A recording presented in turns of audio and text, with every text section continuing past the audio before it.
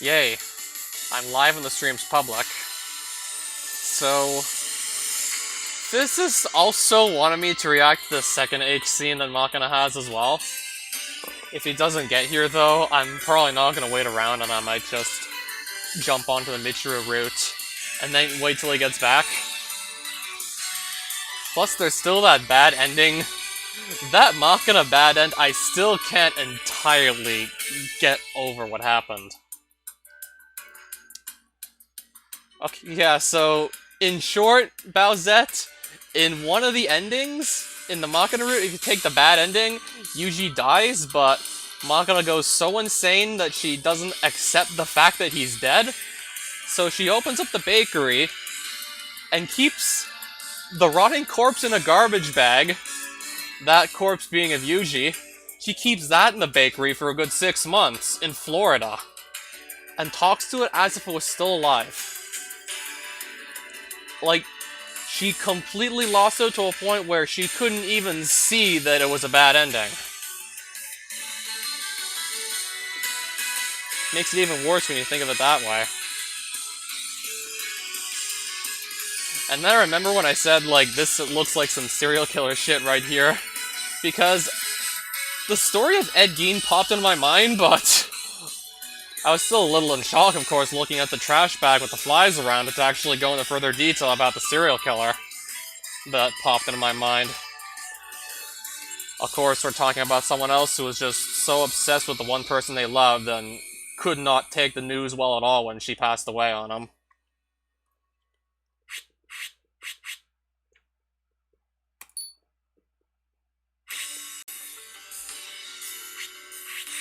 Okay, so if Physicist gets here and wants me to do the H scene, I'll do it. If he doesn't, I won't. Or I could just put it off till later in the stream. And of course, I'm not going to be showing anything on screen, just like I did for the first one. You won't see anything. You'll just have the audio from it at best, and me reading all the dialogue in it. So it's time to put Michiru at the bottom of the screen there. I'm going to try to get on her route next. But I gotta do one thing that's probably gonna hurt to actually do. To turn Machina down. After we full well know what she's been going through, and what she's probably continue to go through if we just say no to the money. But if we want to get on one of the other routes, we have no choice. Reject the 70 million yen. I don't want your 70 million yen. So you won't do it after all? I did it for you in another timeline. If you want to play house, I'll do it free of charge. Ooh. I'm not the perfect human being you seem to think I am. I can't commit to becoming your father. It would be irresponsible of me to pretend I could. But if it's just playing at the world, I think even someone like me can handle it. It's okay with you? He'll be my papa?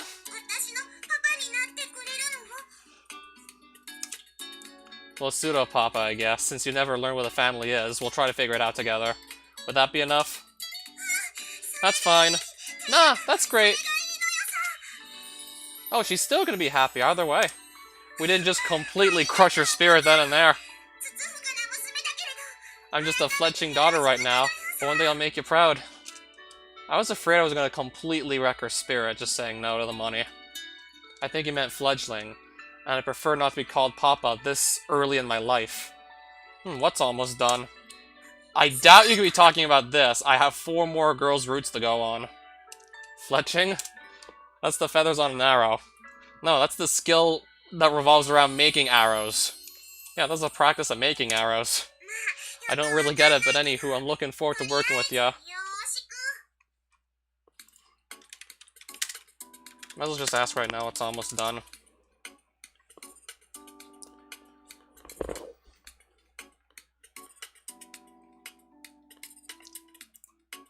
I'm surprised and glad that I didn't just crush Machina's spirit here and now just by not taking her money and not fully accepting the role of being a papa. Castlevania 2 rando map tutorial. I had no feeling it had something to do with this. This is nowhere near done for me. And I've had the game for like, what? I'm trying to think how long I've had the game for. Easily 3 to 4 months. Yeah, there was like a point where I just didn't even touch it for like 2 months. And probably another point where I didn't touch it for a whole month. And only recently have I been hauling ass just to go and play through all of the different character routes in Grisaia. And I got to Machina's endings, both good and bad, and that bad ending still... It's still stuck in the back of my mind, and I didn't get a good night's sleep. Because of that bad ending. You got plenty to learn, that's for sure. When you raise something, sometimes you're the one that grows the most. When you teach someone, you're going to learn a lot in return. Or so my master told me once. At the time, those words didn't really resonate with me, but now I think I'm starting to understand. Even so, when I think about the rocky road that lies ahead, I can feel the dull throb of an incipient headache stirring under my temples. Who are we going to run into next is going to offer me to get onto their route. I'm going to try to get into Michiru's first. Had my sights set on her. The quote-unquote tsundere of the pack.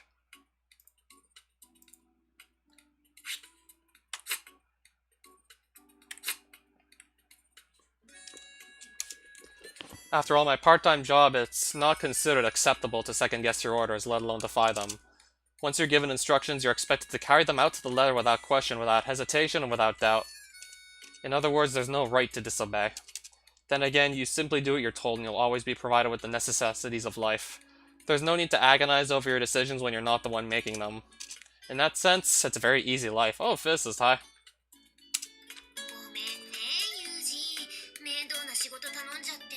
So am I gonna get offered to go on Amane's route next, but I can just pass it up and then come back later, because I want to go through all 5 main routes. I want to go through all of them. Metal overhead projector. Does this actually weigh into the decision as to whether or not we go on her route? Just the metal overhead projector? Whereas with Machina, it was 70 million yen.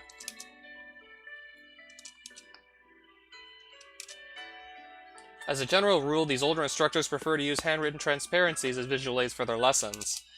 Personally, I don't really like to complain about the elderly not moving with the times, but every classroom in this school has a retractable LCD projector mounted in the ceiling. So being forced to lug this heavy thing around for every lesson is definitely enough to... I think you have a chance to get on Amane's route before Michiru's. That's what it looks like. Until you showed up, I was always the one who had to take care of this sort of thing. You're my savior, Yuji. You're seriously exaggerating. This is nothing. Saving people is something else entirely. Something much, much more difficult. As we saw in the Machina route. It turned into a long-fought war against pretty much the entire police department and even Yuji's own employers. And even then, if you make the wrong choice, Yuji still dies. But Machina doesn't accept the fact that he dies. And you get that ending. Yeah, some real serial killer shit I was thinking of there. Got some really dark vibes from her just keeping that rotting corpse of Yuji's in the bakery for 6 months. Probably don't even want to imagine just how bad it smelt in there. The fact it was probably just hot in there because we're talking about a bakery in Florida here. Had to have made things only worse. Of course, I was just so in shock I couldn't really speak past. This is some real serial killer shit vibes I'm getting here. And I didn't even at all bring up the story of Ed Gein. That being Butcher of Plainfield. So yeah, this serial killer who didn't really have much of a social life in school but was good at school. Eventually, most of his family members died off. Eventually got to a point where it was just him and his mother left. They were very close, but unfortunately, his mother eventually also passed away, leaving him quote-unquote alone in the world. Eventually, he would go on to make quote-unquote woman suits. He'd find women that looked like his mother, skin them alive, tan their skins, and then just put them on so he could literally crawl into his mother's skin. And he'd also make masks out of women's faces that looked like his mother as well. Yeah, he'd kill them, and then he'd skin them. And then just wear their skin. And the fucked up shit he did just didn't stop there. He taught us how to take integrals and derivatives. Oh, already? I knew you were going to be exposed to it eventually, but I didn't think you were going to hear about it so soon. I'm assuming derivatives come first before integrals. Those are generally easier than, like, the former. But there's no need to show off for a girl you're not interested in, is there? In other words, you like me, Yuji? As a general rule, I dislike women who ask me annoying questions. You don't have to follow me around, by the way. I know where the equipment room is. Just taught us how to take them. I see. Why do you always have to say mean stuff like that? Just for your information, if you think girls find that sort of attitude cool, you're completely wrong. That a fact? Let me rephrase that then. Leave this to me, Amane. You go on ahead. I'll catch up later. Now it's a death flag? Amane, once this job's done, let's get married. Look, enough with the foreshadowing. More importantly, don't say stuff like that. I know you're just screwing around, but my heart still skipped a beat. Better watch out or I might just end up taking you seriously. Can I leave the rest to you? I'll head home first and get dinner ready. Any requests? What? Didn't she hear me? I'm making you dinner tonight. What do you want? You really don't need to do that. When's the choice gonna pop up?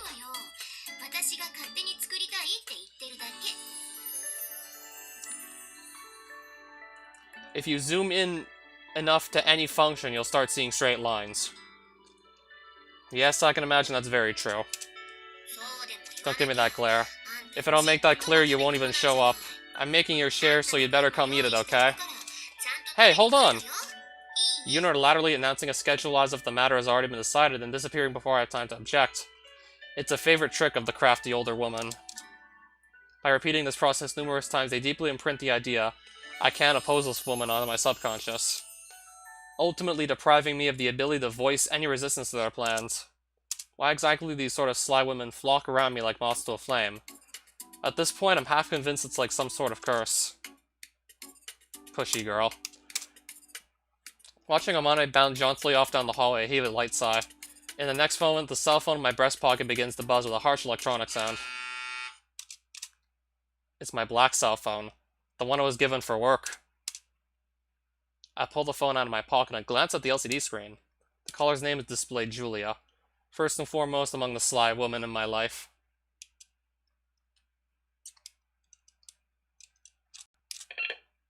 After a short deep breath, I press the answer button and hold the phone to my ear. You've got a job, Yuji. The first thing I hear is the electronic noise of the calls, converted from a general analog line to an encrypted digital connection.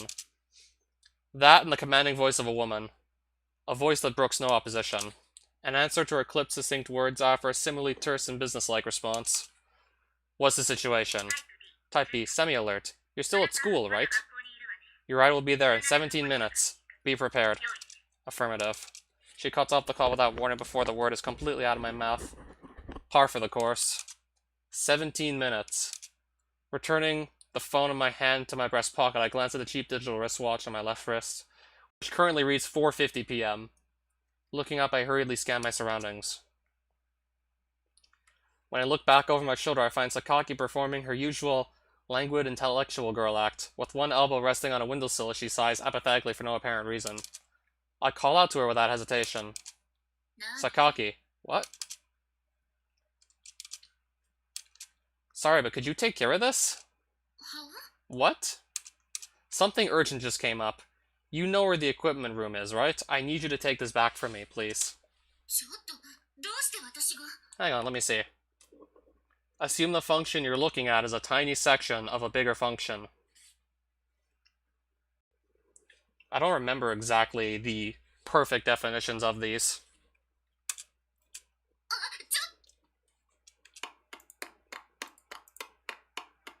Not waiting for Sakaki's response, I turn my back on her and break into a run.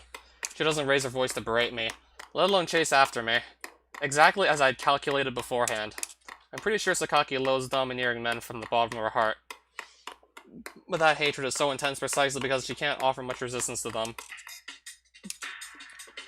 It takes me 1 minute and 40 seconds to reach my room.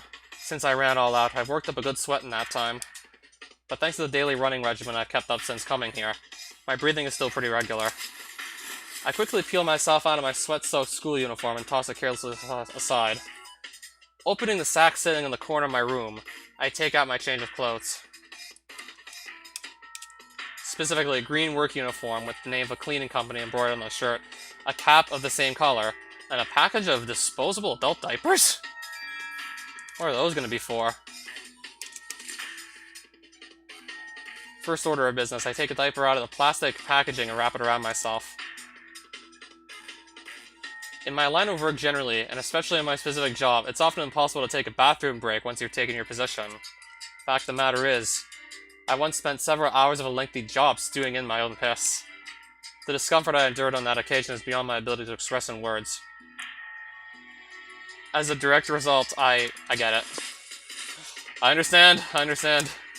Step into the trousers, tighten my belt, and put on my hat, completing my change into the frog uniform reviled by all who wear it.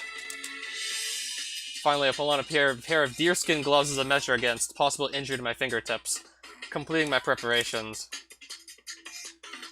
Taking my phones out of the school uniform, I push them into my breast pocket and head for the door. As I reach for the doorknob, I take a final look back into the interior of my room. The school uniform scattered messily on the floor kind of stands out, but there's no reason to worry about it now.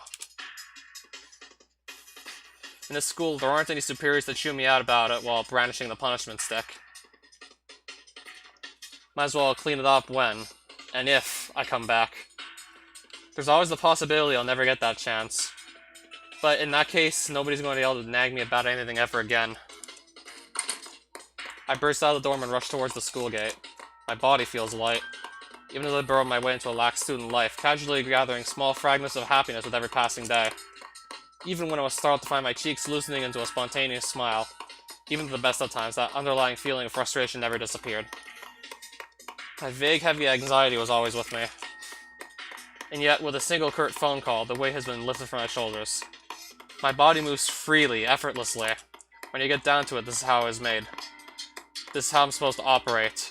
This is what I am. As I try to convince myself of that, my body grows lighter still. But in exchange, I can feel the gaping, empty hole in my chest growing wider. What? Yuji?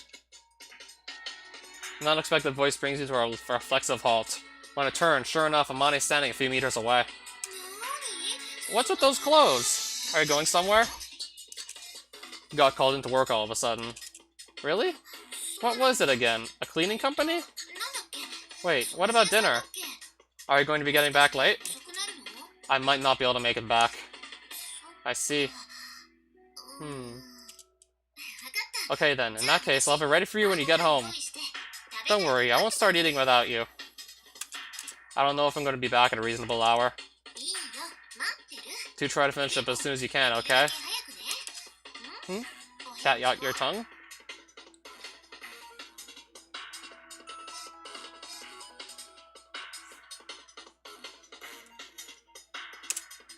Alright. Alrighty then. Work hard out there, okay? By the way, the menu tonight is sweet and sour pork. Makana's request. What is it? Don't tell me you hate it. I don't put in any pineapple. If that's what you're worried about. That's not it. Thank you, Amane. Oh, yeah. Where's this coming from? Feels a little weird to hear you say that, you know? Okay, I'm heading out. Yeah, see you later. Yep, see you later! Huh? Hi, Yuji!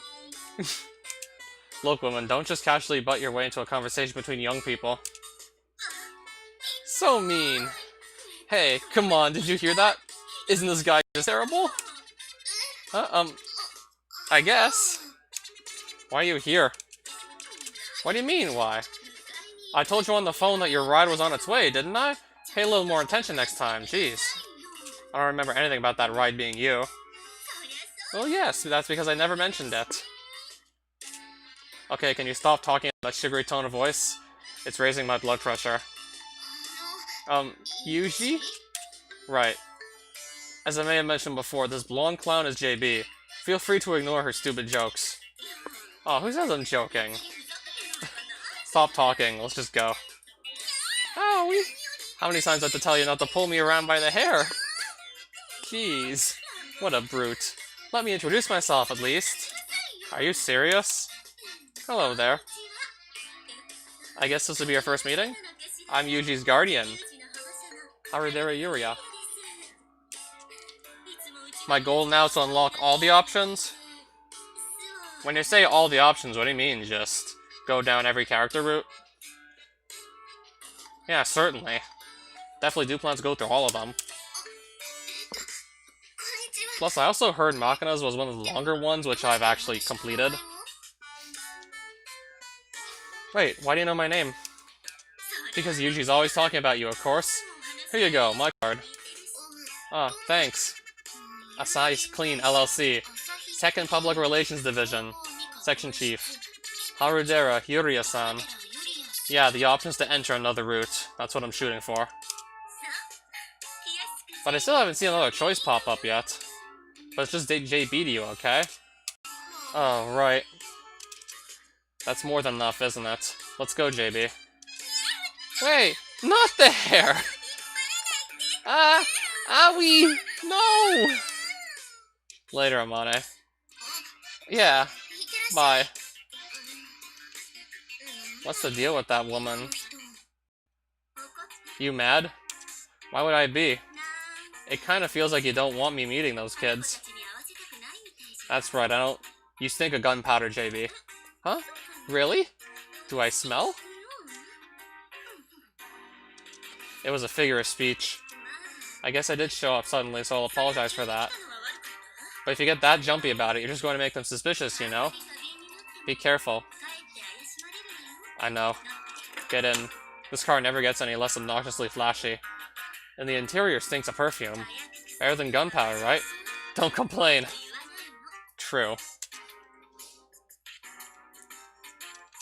It's the raw scent of an adult woman. As a general rule, women sprinkle more perfume on themselves with every year they age. Some of them end up as walking air fresheners, but JB's fragrance isn't too unpleasant. Somewhat reminiscent of a mother's scent, if anything. Better than the smell of gunpowder, to be sure. I don't know if Sachi's choice or Michiru's choice is after Amane's. Wait, we'll have to find out later, clearly. And what's our destination? The Yokohama office. First, we'll be picking up your equipment and meeting with the other members of the team. After that, you'll be moving in a company station wagon. Will I be working with a partner? No. You're on your own as usual. The other members will be acting separately from you. If you decline all choices, you're on Yumiko's route. Got it. Hardly any point in meeting them, is there? If you don't want to, I guess that's fine. It's up to you. But you've got 2 girls on the team this time, you know? What does the team matter? I'll be with them for what? Part of the van ride? And their gender is even less relevant. You seem a bit grumpy. Have you been getting enough sleep lately? Can't. I'm still a shallow sleeper, and my dreams are always about the past. Why don't you take a little nap? I'll wake you up once we reach the office.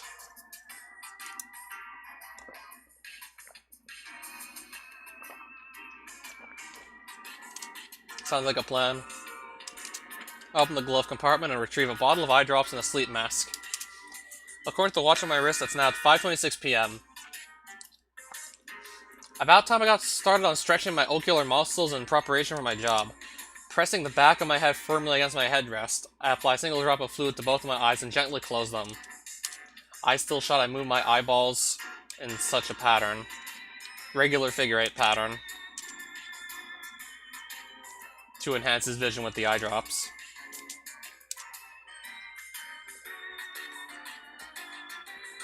When I'm finished, I gently close my eyes, slip on the sleep mask, and consciously slow my breathing. And inside the car, enveloped in JB's sweet fragrance, I quietly fall into sleep.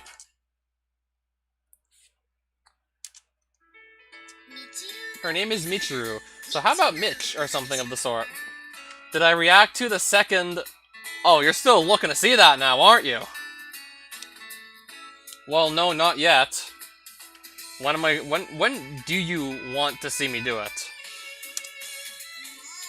If you're doing something like that, why not go all the way to Mitzi? Something you know cutesy enough to make you plot. Mitzi. Okay, look, I've been listening quietly for a while now, but I'm starting to run out of patience. What do you people think you're doing? Can you please refrain from screwing with my name to kill time? Oi? The heck? You're the one who said not to call you Chiru punk. Probably not this stream. I'll have to get off sometime. What, so you're not gonna be able to stay for the stream? I was just gonna try and get it out of the way right now and just not look back. And then just go in the Michiru route and focus on that.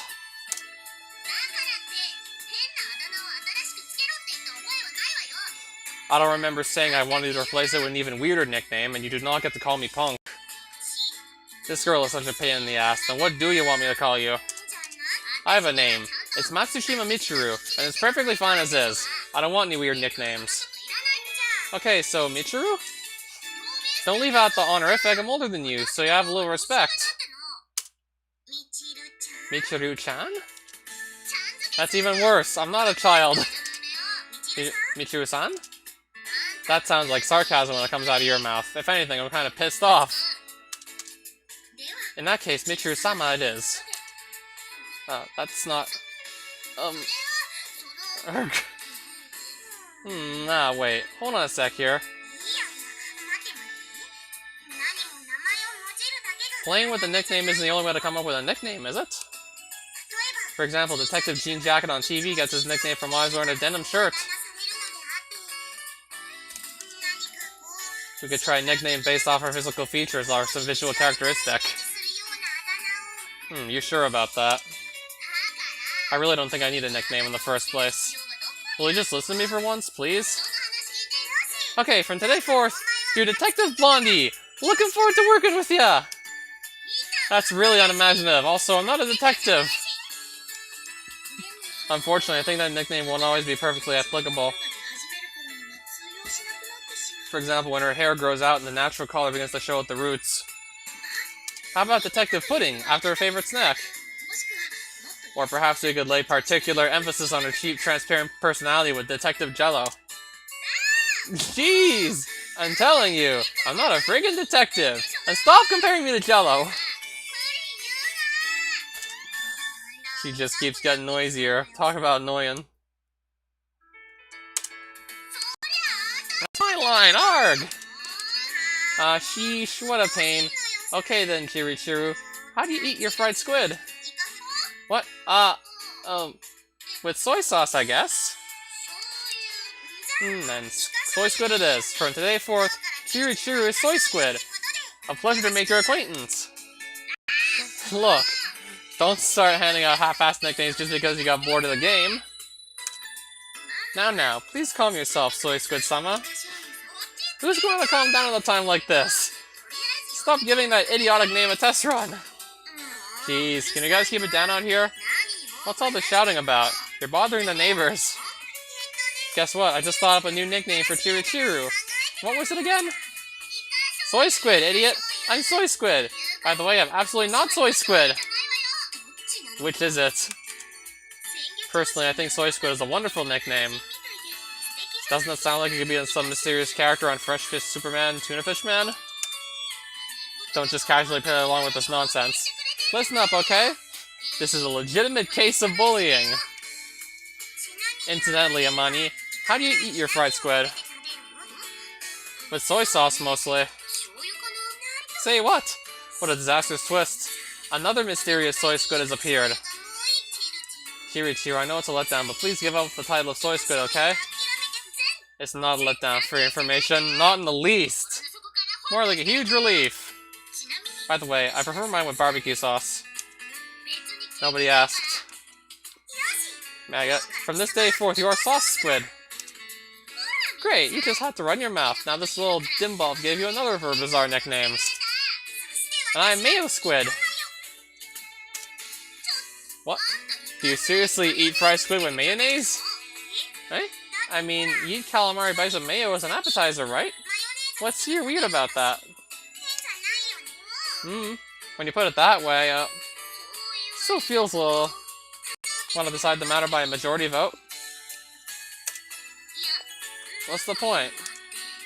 Oh, hey there, little lady. Mind sharing your opinion with us? Yeah, you, the one who pretended not to hear me. Attention, the girl who's got her back turned to me. Currently communicating via body language. Please don't talk to me in that familiar tone. I don't want anyone to mistake us for friends. I'm talking to you. Yes, you, whose shoulders just sagged in defeat as if to say just when I thought I was going to slip by. I've been caught by the most troublesome of the bunch. That's right, you. First things first. How about you turn around? Huh? What you mad about? Why don't you search your heart very carefully and see if any likely explanations come to mind? I'll pass. Don't really care. More importantly, Yumi-chan, how do you eat your fried squid? I'm very close to running out of patience right now. Sorry, was it too hard for you to understand? Okay, fried squid 101.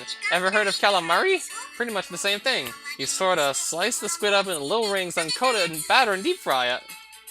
I know what it is, thank you very much. Not surprising, so how do you eat it? That's the topic of the moment. Unfortunately, my experience with plebeian cuisine isn't as extensive as yours. I've never had any. Huh? You for real? It's true, what a pity. I suppose you won't be able to give me one of those bizarre nicknames after all. Okay then, from this day forth, you are Nega Squid! This girl is utterly impossible to reason with! Nega Squid. That might actually be a pretty good fit for Sakaki-san. Look, Amane, don't just stand there laughing. Do something about this. How to stop with these stupid nicknames? Come on, what's the big deal? Kinda fun, isn't it? Not even remotely. Are you even listening to these? The girl's got a nasty sadistic streak. Her nicknames are downright cruel. Don't go slandering people, you dumb bottle blonde. Unless you want to get a boot where the sun don't shine, we understand each other? Okay, for another thing. Her language has definitely gotten even more coarse lately.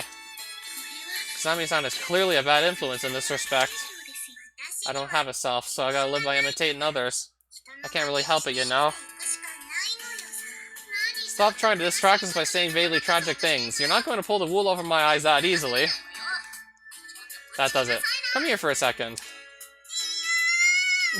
Owie! Don't pull! It's coming off! You're not wearing a bra again? What is wrong with this girl? What's the big deal? When you got a body like mine, might as well flaunt it. Would it be alright if I returned to my room now? What's the big hurry? It's not like you've got anything to do in there, right? Other than downloading more porn off the net, of course. I'd appreciate it if you kept your groundless speculation about my private life to yourself. What is this? A visual novel lesson debut physicist really wanted me to play. And he's got me pretty interested in it. Well, my interest just appears and disappears. But recently, my interest has come back, and I just want to catch up on missed time. No need to get all grumpy, Nega Squid. I'd also appreciate it if you stop using that bizarre nickname. Speaking of which, what does fried squid have to do with anything in the first place? My guess would be that Maki-chan simply felt like eating some. Really? But Makina, you told me sweet and sour pork sounded good tonight, right? One of the main reasons I'm playing it. To quote him, one of the best visual novels out there. I can definitely get behind his claim, too. Fried squid, huh? You sure do love tough food, don't you? Not that I really understand why. The harder the food, the more satisfying it is to get it down your gullet. I guess I sort of see where you're coming from. Okay then, shall I make some fried squid too? Yuji would probably be happier with seafood than meat as well. Sounds good to me. Wait a sec, come to think of it, where's Oni-chan at? Yuji's off at his part-time job. He had left with that JB person a little while ago. Part-time job? Not that I'm curious or anything, but what kind of job does he have? He works for a cleaning company, I guess. He was wearing this janitor-style uniform when he left. Now that you mention it, he did say something like that, I guess. Seems Kasami-san lost both his parents at a young age. I wonder if he has to work in order to raise funds for his tuition. Officially, he's enrolled as a specially invited international scholarship student. He should be exempted from 80% of our tuition. But even if his enrollment here is free of charge, I assume his daily living expenses come out of his own pocket, yes? I don't know quite that much. Doesn't that shady-looking blonde JB woman take care of that sort of stuff for him? If we're talking about shady, I think that bogus bleached blonde look you got going on there has her feet hands down, Chiru. Why, you little? Want to find out how far that can stretch? How far what can stretch? In the first place, who exactly is Harudera-san? What was it again? A really distant relative of Yuji's, I think? The little sister of his big sister or something? That would just be another sister, I believe. Wasn't she the friend of his elder sister, I think? They're not even related. Why would she be taking care of him then? Why are you asking me? There's no way I'd know the answer to that question. But when she introduced herself, she thanked me for taking good care of Yuji for us. Very much as though she was a relative. Even if they aren't tied by blood, I believe it's safe to say the relationship is quite close. Wait, Sachi, you've spoken to that woman? Yes. Some time ago. I happened to encounter her while I was cleaning the area around our gate. Were there any cyborgs in this? So far, no. Haven't heard mention of any cyborgs either. Then again, I still have 4 routes to play through, so I cannot say for certain. Sachan, don't challenge people who look suspicious to you. What do you plan to do if you run into someone who's actually dangerous? Verbally challenging those who are behaving suspiciously acts as a valuable preventative measure. The objective of my vigilance is not to catch criminals in the act, but rather to discourage potential future misdeeds. I understand what you're saying, but if you end up getting attacked by some lunatic, you wouldn't stand a snowball's chance in hell, you know? But I can't argue with you on one thing. That woman is definitely a suspicious character. I ran to her by the station a while ago and we talked a little, but I don't know how to put this. She seemed kind of detached. I couldn't really pin her down. For one thing, that weirdly friendly smile of hers feels phony. She's not a bad person or anything, though. She gave me some gum the other day, you know? You've met her too? No, wait, first things first. I'm always telling you not to take presents from strangers, right? What's the big deal? I mean, I knew who she was, you know? She had lots of gum and candy on her because of her sales work, I guess. Sales work? A salesperson who gives out gum and candy, like one of those door-to-door life insurance agents? But usually works in cleaning, right? So maybe that empty smile is her default expression as an experienced saleswoman? Isn't Malkin a 4'9" or something? Let me see.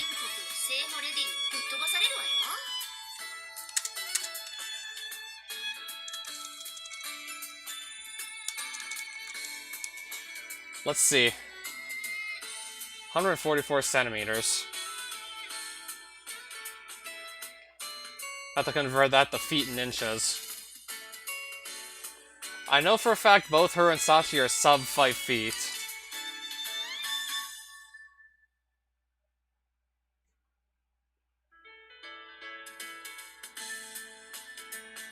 $144 equals 4 foot 8.69.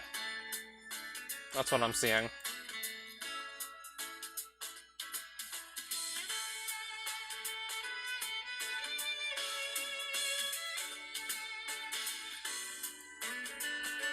$4'9", closer to than anything else. I guess you'd be right on that. I know Sachi is 4'11".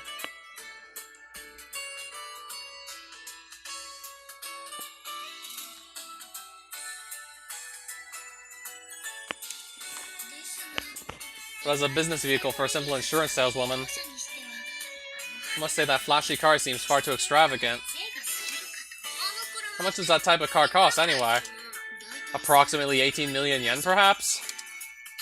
Yeah, seriously?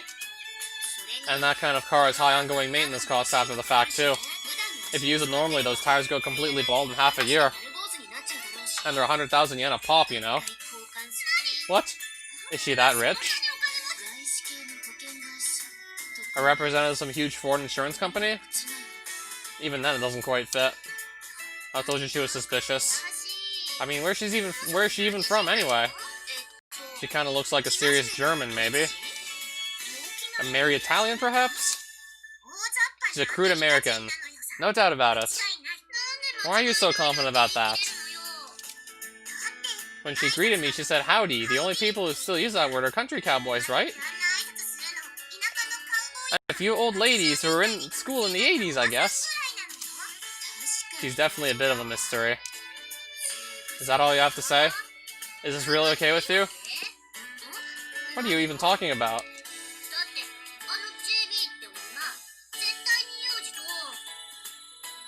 I mean, that JB woman, she and usually definitely have a, what do you call it? You know, a sordid relationship. They definitely have that sordid relationship that's going on, right? You think? Aren't you going to do anything about it? I mean, can you really beat an opponent like that in a fair fight, Amane? Beat who and what? That woman, of course. At being a woman, I mean, yeah, you've got youth and breast size on your side, but your opponent is a blonde, remember? In other words, she's a tsundere. I'm sure she's going all lovey-dovey on Yuji even as we speak. Look, Michiru, I think this idea of yours that all blonde women are tsunderes is kind of off base. Really? Don't ask me. Anyway, I'm asking you a very simple question. Are you really alright with letting that woman do what she pleases? I don't really have a say in the matter, you know. I'm not Yuji's girlfriend or anything. As long as I can be his big sis, I guess that might be enough for me. Weak. Super weak. At that rate, you're just going to end up as a convenient little servant girl. What are you getting out of that? Self-satisfaction, I guess? What a total weak-kneed coward. I misjudged you, Suamane. You've let me down big time. Hey, Michiru, what are you so angry about? Somehow I think I roughly understand Michiru-sama's feelings on the matter. What is it? I'm putting this rather simplistically, but I think it boils down to the fact that she simply doesn't like the idea of some strange woman taking Kazami-san away. Sach-chan, you're going too? I don't get it. What do they want me to do about this? Okay, I gotta get dinner ready. I'll also be. Hey ho, Yumi-chan! Yumi-chan! I've got a distinctly bad feeling about this, but for the moment I'll play along. What is it? Since the general consensus was Negasquid was kind of over the top, I thought of a brand new nickname for ya! Come to think about it, the pacing for Michiru's route is rather weird. I don't want to hear this, but go ahead if you absolutely must. Barbara! Huh? What? Better clean out them ears, girl. I said Barbara! Why? Maybe Yvonne? Well, which do you prefer? I should have fled when I had the chance.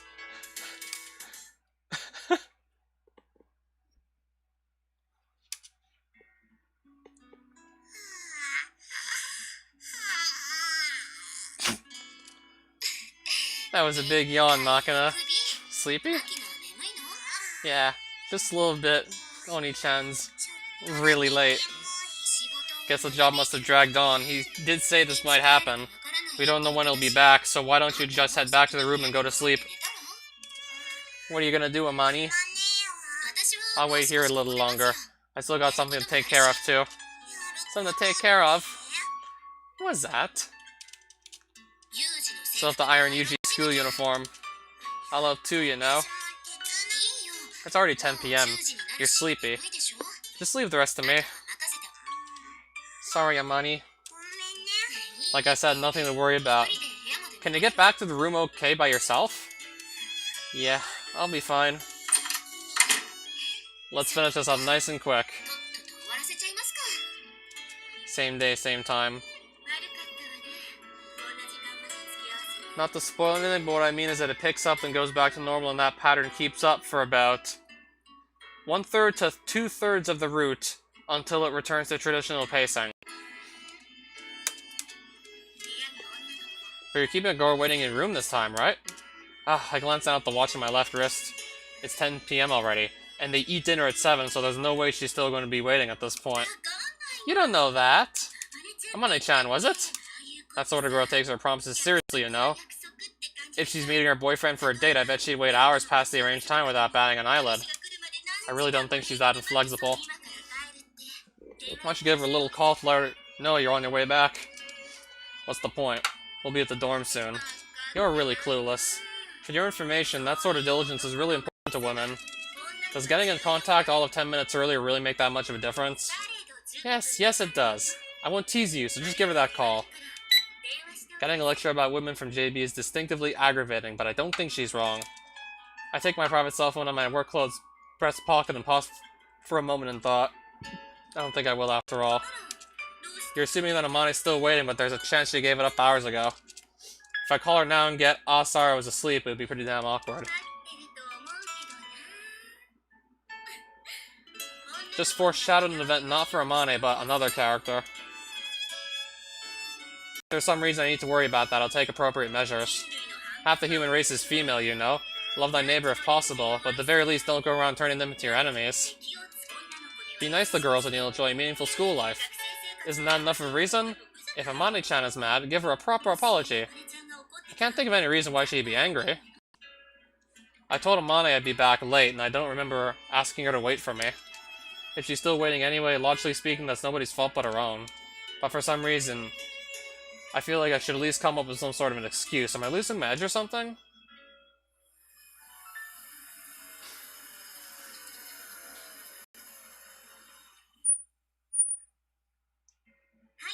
Here we are.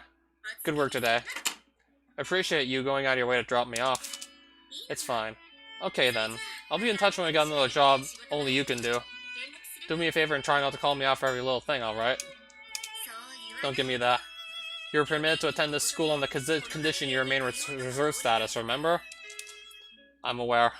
Alright, JB, see you later. Hold on a second, Yuji. What now? Great work today. You were just wonderful.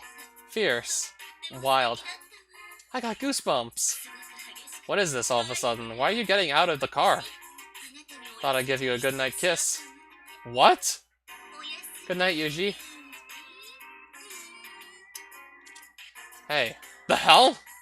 Suddenly, JB twines her arms around me and draws close, planting a kiss on the side of my face with all the force and speed of a rattlesnake striking its prey. Tee-hee-hee yourself. Seriously nauseating. Later, Yuji. Love you. I'll be in touch, okay? What the hell was that all about? When JB acts like that, it means she's up to something.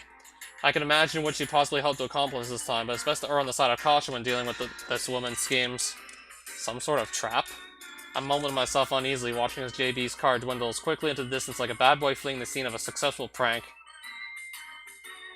And when I turn back towards the school, the nature of her snare becomes clear at once.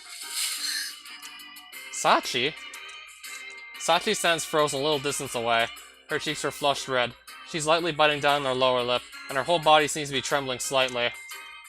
She's holding a white plastic shopping bag in her hand. Probably on her way back from an expedition to the convenience store by the station.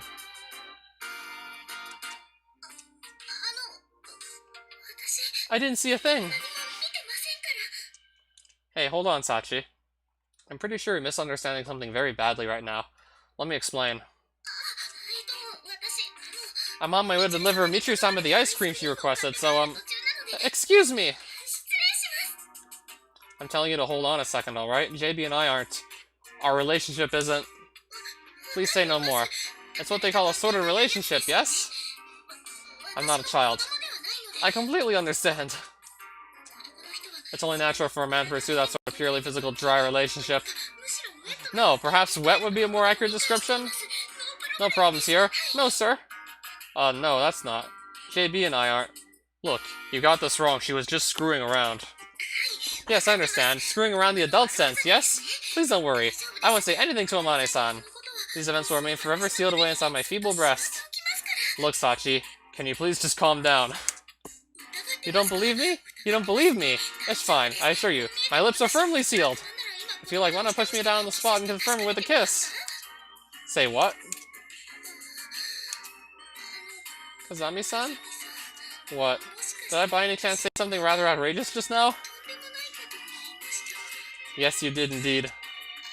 Am I perhaps going to be sexually assaulted in the immediate future? By whom? Stop pointing at me. Look, just get lost, will you? Michiru's waiting, right? Yes. Please excuse me. For crying out loud. There's no way that was a coincidence. JB must have noticed her. What a malicious prank. The dose was way too strong for a girl with no immunity whatsoever. God damn JB. I think I might need to give that woman a serious scolding one of these days.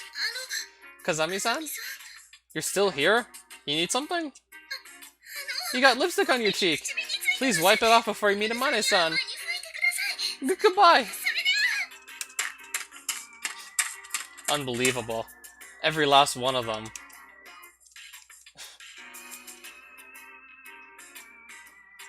JB's pricey lipstick, visibly distinct from the knockoff stuff students buy at convenience stores, is reduced to a fragrant smear on the sleeve of my pea green shirt.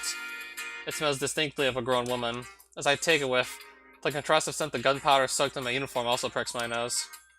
Do I smell? Well, whatever. There's nothing I can do about it right now. To be honest, coming back late to this sort of slapstick routine is kind of a bear. Especially after hours of tension and strain on the job. My feet feel oddly heavy as I walk toward the dorm. Back when I was on active duty, I don't think this much would have worn me out. I guess I've probably gone a little soft since I entered this school. When something ahead catches my eye, covered pathway leading to the gym. Amane. She actually waited? There was no guarantee I'd even come back. In the first place, there was absolutely nothing in it for her. Why sitting around in an empty room? Does she enjoy wasting her time? When people put a lot of time into something that produces no concrete benefit to them, that activity can often be classified as a hobby. Maybe sitting around patiently is Amane's favorite pastime? There are a lot of bizarre hobbies out there, no doubt, and it's hardly my place to tell Amane how to spend her leisure time. Even so, I have to say she'd probably be better off finding some slightly more rewarding pursuit. Of course, whether I'll ever share that opinion with her is another matter entirely. The instant I open my door to my room, the smell of domestic life floods into my nose. For a moment, I hesitate in the entrance, my hand frozen on the doorknob. The scent of another human being mingles with the lingering smell of some sort of cooking, forming a greasy, homely mix. When I was a child and later, when I lived with my master, the scent was ubiquitous, natural. But right now, it feels alien to me. My room seems strangely unfamiliar. Welcome back. Yeah, I'm home. Slightly averting my gaze from Amane's unexpected smile, I glance at my wristwatch. It's already past 10 p.m. At my old school, we'd be past lights out by now. Were you waiting for me? Pretty much. I thought about just leaving a note and heading back to my room, but there was something I wanted to take care of. The ironing. I glance around the room. The clothes I left scattered on the floor earlier are gone. In exchange, a cleaned iron and neatly folded school uniform sits next to Amane. You like your ironing done with lots of starch, right? Yeah. In my line of work, any uniform you wear is expected to be stiff as a board at all times. Get spotted with a wrinkle or two, and your superiors are going to give you absolute hell as a general rule. As a result, I got an ingrained habit of spraying enough starch on my shirts that you can practically prop them up like a tent after ironing, but I'm pretty sure I've never discussed any of this with Amane before. She probably just noticed my shirts are always crisp and reached that conclusion on her own.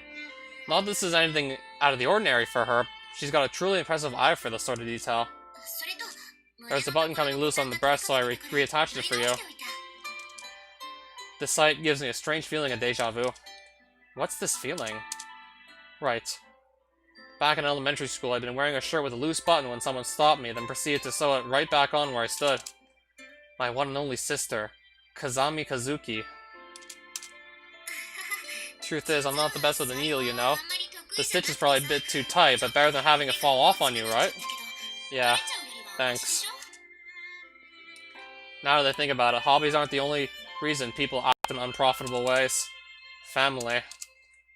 The word wells up spontaneously somewhere in the depths of my chest. Working for someone else without compensation, without any expectation of gain, simply out of affection as if it's the most natural thing in the world. That's what family is. Or so they tell me. What about dinner? Did you stop somewhere on the way back? I haven't eaten anything. Want to get right to it? Yeah. Hold on a second, I'll heat it up. Smiling casually, Amane heads to the kitchen with light, graceful steps. She then places the plate filled with sweet and sour pork and calamari rings in the microwave. Speaking of which, why is there a microwave in my room anyway? I don't remember being here when I left. For that matter, there's an unfamiliar rice cooker sitting on the shelf next to it. What's with the microwave? This was actually Makana's originally, but she almost never goes back to her room, so I decided we might as well contribute it to your kitchen. The rice cooker too? That's right. It's a small one that only cooks 3 servings at a time, but it's less of a hassle than using that mess kit of yours, right? I see. The scent that inspired a moment of unease when I entered the room was probably the traces of that fragrant steam produced by the small rice cooker. Even as a kid, I didn't have much in the way of happy family dinners. But after my parents and sister died, I came to view meals as nothing more than regularly scheduled nutritional supply periods. And now something inside me shrieks instinctively away from this sort of warm domestic meal. There's always this nagging, almost guilty sense that I don't belong in this picture. Of course, when I was living with my master, there were a few meals like this, but that woman was fundamentally crappy in the kitchen and rarely bothered to cook a full-fledged meal. The food she served me wasn't inedible, but it was never what you could call tasty either. JB would occasionally stop by on a whim and whip up something, and the food was definitely an improvement, but it was hard to get too emotional about it knowing I was going to be cleaning up the mess she always left in the kitchen. Hey, Amane. I think I've asked this before, but why do you stick to me so persistently? I fell in love with you at first sight. This is kind of my personality. Seems like I just enjoy taking care of people. Do you really expect me to be satisfied with that explanation? Why exactly are you so suspicious? Because it's too convenient a story. Can't help but feeling a little skeptical. A beauty with huge breasts falls in love with me at first sight, then unilaterally lavishes attention on me out of sheer affection. I'm not quite wet enough behind the ears to swallow that shoddy manga-style setup. There's something else behind this. I don't think this is me being paranoid, it seems like common sense. How many girls have you dated so far? I've never dated anyone in my life. In that case, what do you know? Maybe girls like me aren't as unusual as you think, I guess. Can't deny I've got gaps in my knowledge. If she declares this is just how women are these days, I don't have enough points of reference to amount to rebuttal. It's easy to dismiss everything you can't get your head around as impossible, but isn't that basically just turning a blind eye to your own ignorance? Not expecting to understand why, but at least accept the fact that there are girls like me out there, okay? You have a point. At the very least, I have to acknowledge that my values aren't universal. Thanks for waiting! All done! Tell me something, Amane. What? Do you really love me?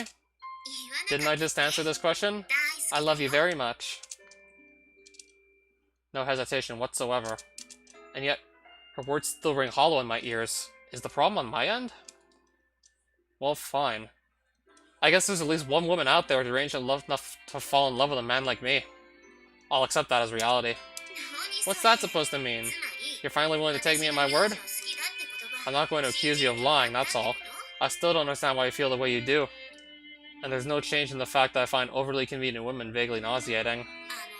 Okay, look. I understand this is an unrequited love on my part, but I'm still gallantly approaching you. Couldn't you at least show me a little pity? If I started lying to you out of compassion and dating you out of pity, would you really be happy? Even if you started dating me out of pity, I wouldn't let it end that way. You're one hell of a tough, proactive woman, you know that? Fell in love all over again, eh? To be honest, I'm envious. I'm sure you are.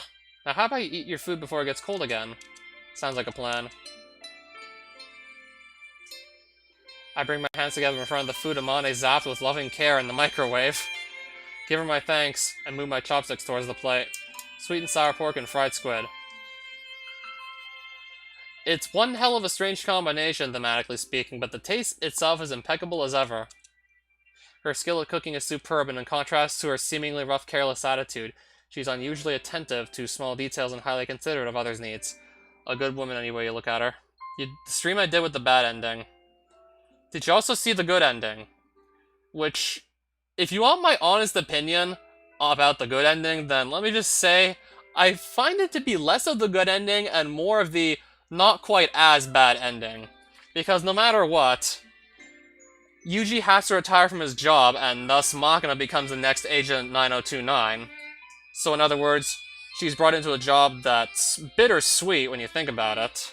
I mean, she wanted to be a sniper, she said she wanted to be a baker and a sniper, of course she gets to be both of them. But yeah, she's in a job where Yuji quote-unquote described it as, I could have died a dozen times by now if I just made like one mistake during any of my missions. So yeah, one slip up from Makina, and all that hard work for that bakery, and for Yuji, is just gone like that. It's just game over.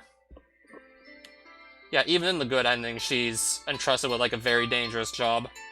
Granted, she enjoys it, but still.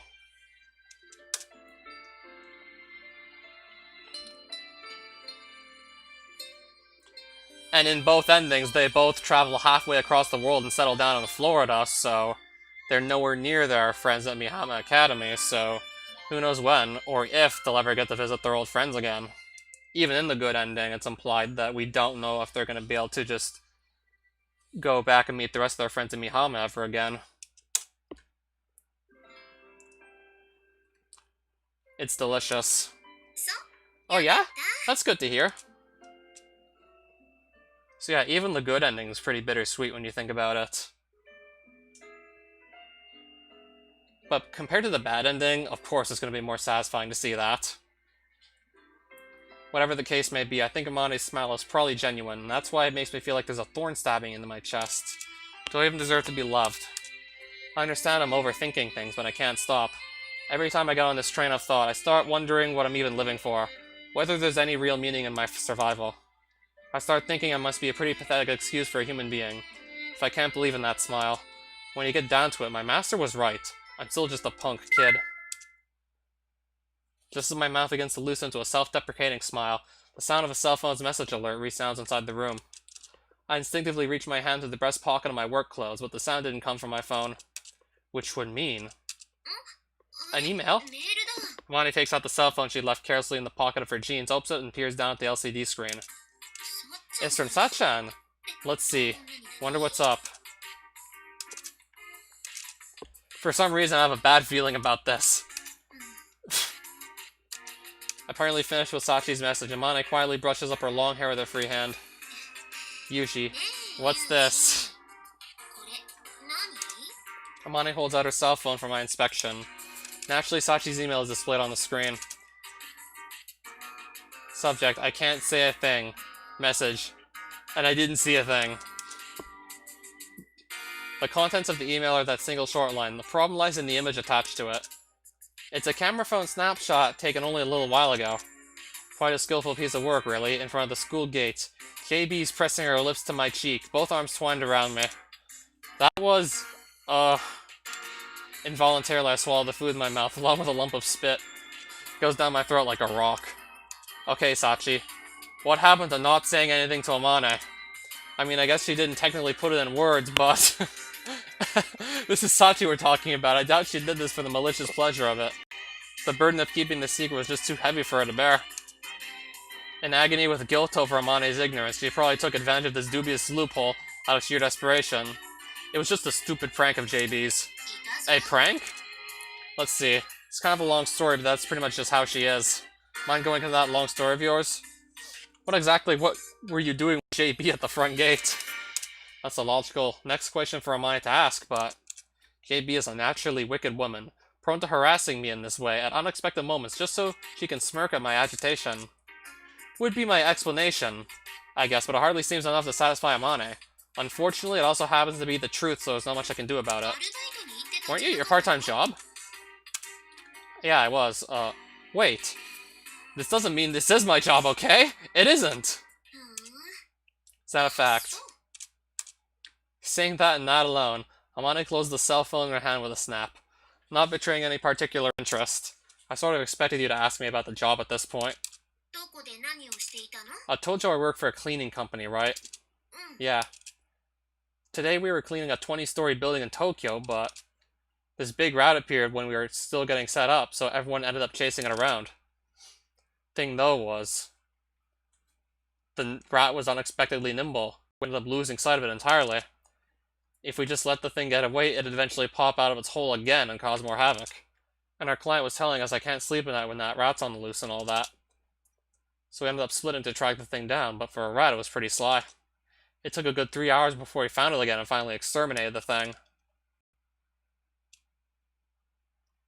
I'm intentionally replacing certain nouns with metaphorical analogs, but the information I'm giving Amane is otherwise roughly accurate. I really did spend hours running through the intricate web of sewers under Tokyo in hot pursuit of a rat. Incidentally, a gas mask does absolutely nothing to improve the smell of raw sewage. That must have been rough. That's all you have to say?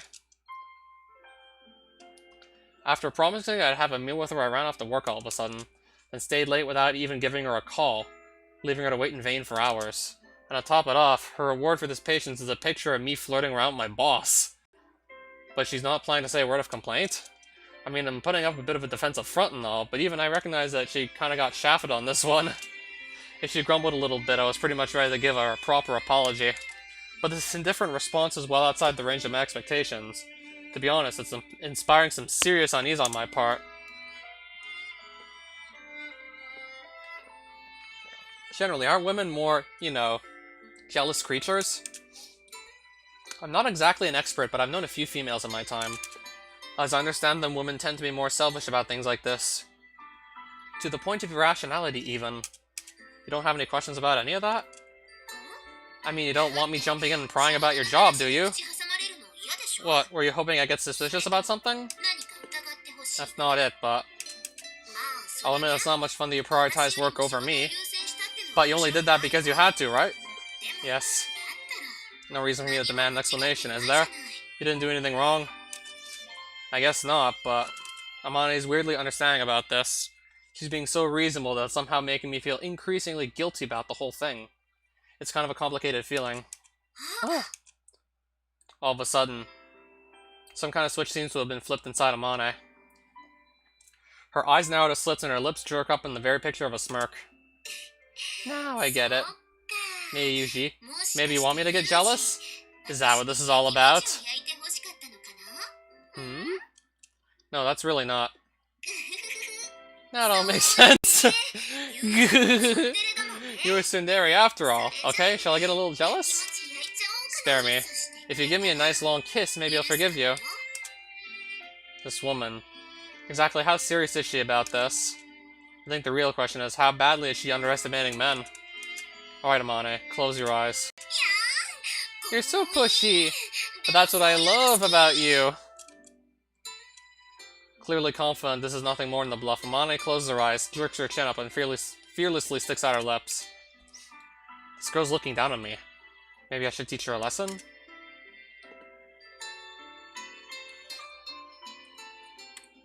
There's the choice.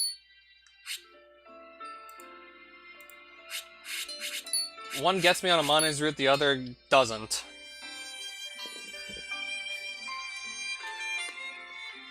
I'm guessing the first choice will probably lead me onto Amane's route, and the second won't? Can't let myself get caught up in her nonsense. So I'm guessing this is no, right? Just gonna make sure I've saved on this choice. I absolutely did. So I can just come back for the Amane route when I'm up for it. I don't know when I'm gonna go for the Amane route, though. I mean, there's still gonna be 3 more girls to choose from after I go on Michiru's route. This is completely idiotic. If I get caught up in Amane's nonsense and let her coax me into kissing her, it's all too obvious that the reparations she'll exact in the aftermath will leave me in staggering debt. As Amane waits patiently, I reach out and give her a full-force flick to the forehead. Owie! Moron, did you really think I, of all people, would fall for such a blatant trap? Don't give me that. You totally hesitated there for a second. Okay, so you kidding? Is this girl for real? Was part of it? But, could it really hurt maybe this kisser was totally running through your head too? You're the one who said you'd be satisfied playing my big sister, you know? Sisters don't pester their little brothers for a kiss on the mouth. Are you saying no big sister in the world has ever done the same? You sure about that? Well, yeah, I guess there's probably a few out there, but that's a seriously rare case. Yuji, want to kiss your sis? Of course you do, right? Hurry up and do it already. Don't start playing some incoherent character from an incest-themed porno. You're just trying to push this through force. Talk about lame, Yuji. You're such a coward. In my line of work, what you scared is a phrase you don't want to hear under any circumstances. No matter what unreasonable, reckless action you're being encouraged to take, the instant that question gets voiced, you spit out hell no, and instantly leap into action. If you back down in the face of a taunt like that, your reputation among the group will plummet irretrievably. But we can't forget about the wonderful concept of tactical withdrawal. A dignified retreat when the situation calls for it is no act of cowardice. This is just such a case. Anyway, it's late. Head back to your room already. What the heck? Kicking me out as soon as things get a little bit troublesome for you? I swear, men are so... I'm grateful to you for the meal and sewing and everything else, to the extent that I can't really express it in words. But this isn't the same as a romantic relationship. You're an adult woman. I think you can grasp the distinction yourself, right? Rush things a little bit, huh? I got a little careless. Should have filled in the mud a little more, but firmly before I rushed the castle. What? Okay, guess I'll call it a night. Put the plates in the sink when you're done, okay? I'll wash them with the others tomorrow. I can take care of my own dishes.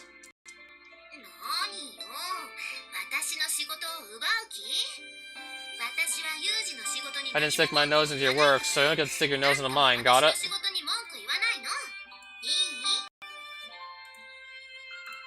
What a tyrant. Geez, women as convenient as me don't grow on trees, you know? I won't tell you to be grateful, but try not to treat me too rough, okay? Yeah, got it.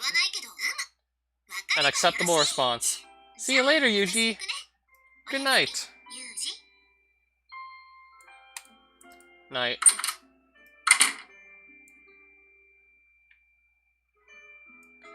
The girl seems to feel some pathological need to force her way into my life. But the way Amane suddenly shows up and starts doing the housework without being asked, only get a hopping mad over something, preach at me for a while, and then vanish as quickly as she came. It inspires a definite sense of deja vu. Specifically, her fierce pushiness and burning desire to take care of the others reminds me strongly of JB. If I'm comparing her to JB, who'd been something like family since I was a kid, I clearly don't dislike Amane. Honestly, I enjoy her company. But it's also undeniable that I have a hard time seeing her as a love interest. How can I put this? Like I said, she feels more like family. Something like my older sister to me when she was still alive. Something like my master. Something like JB. Amane's become someone I care about in that way. And that's exactly why I can't thoughtlessly take advantage of her. I don't want to end up making her cry. Those are my honest feelings right now.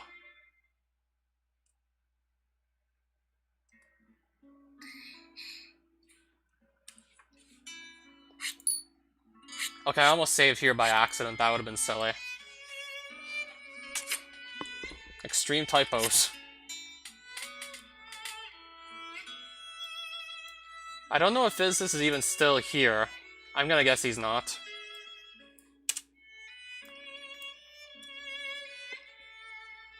Because I don't really know if I want to just go and rush into Machina's second H scene.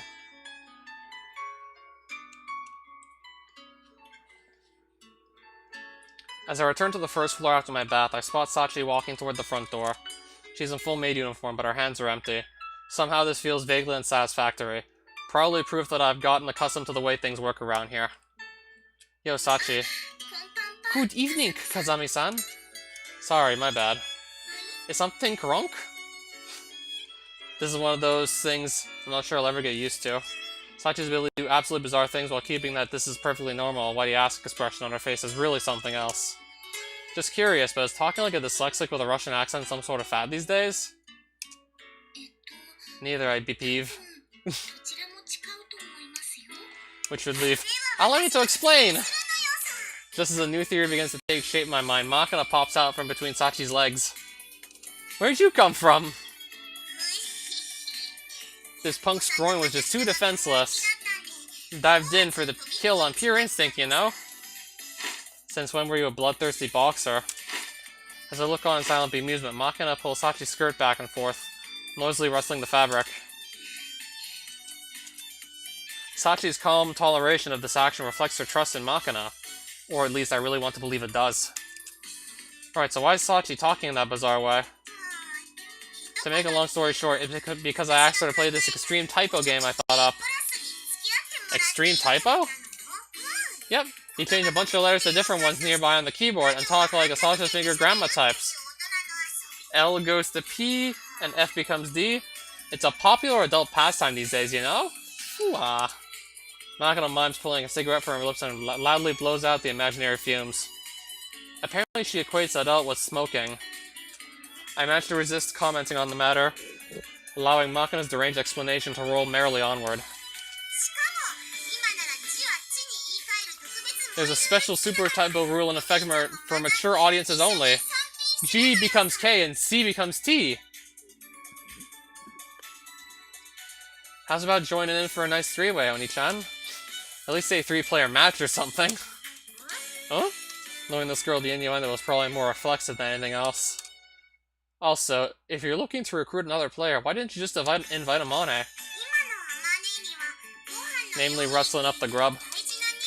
I guess it is about that time of day. And that's why you dragged Sachi into this instead? Yeah, Sachi's got a heart as sparkling clean as freshly laundered money. So she cheerfully agreed to my request, as always. Tell me, Sachi, what do you think the game's Makino comes up with?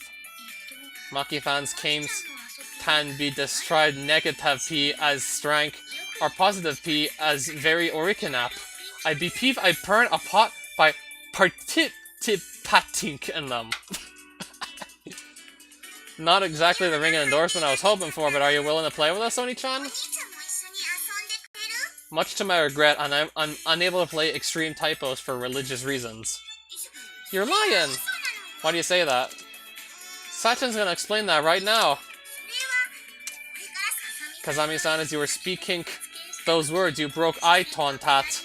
A prototype mannerism of a person tepping kapai. What? What?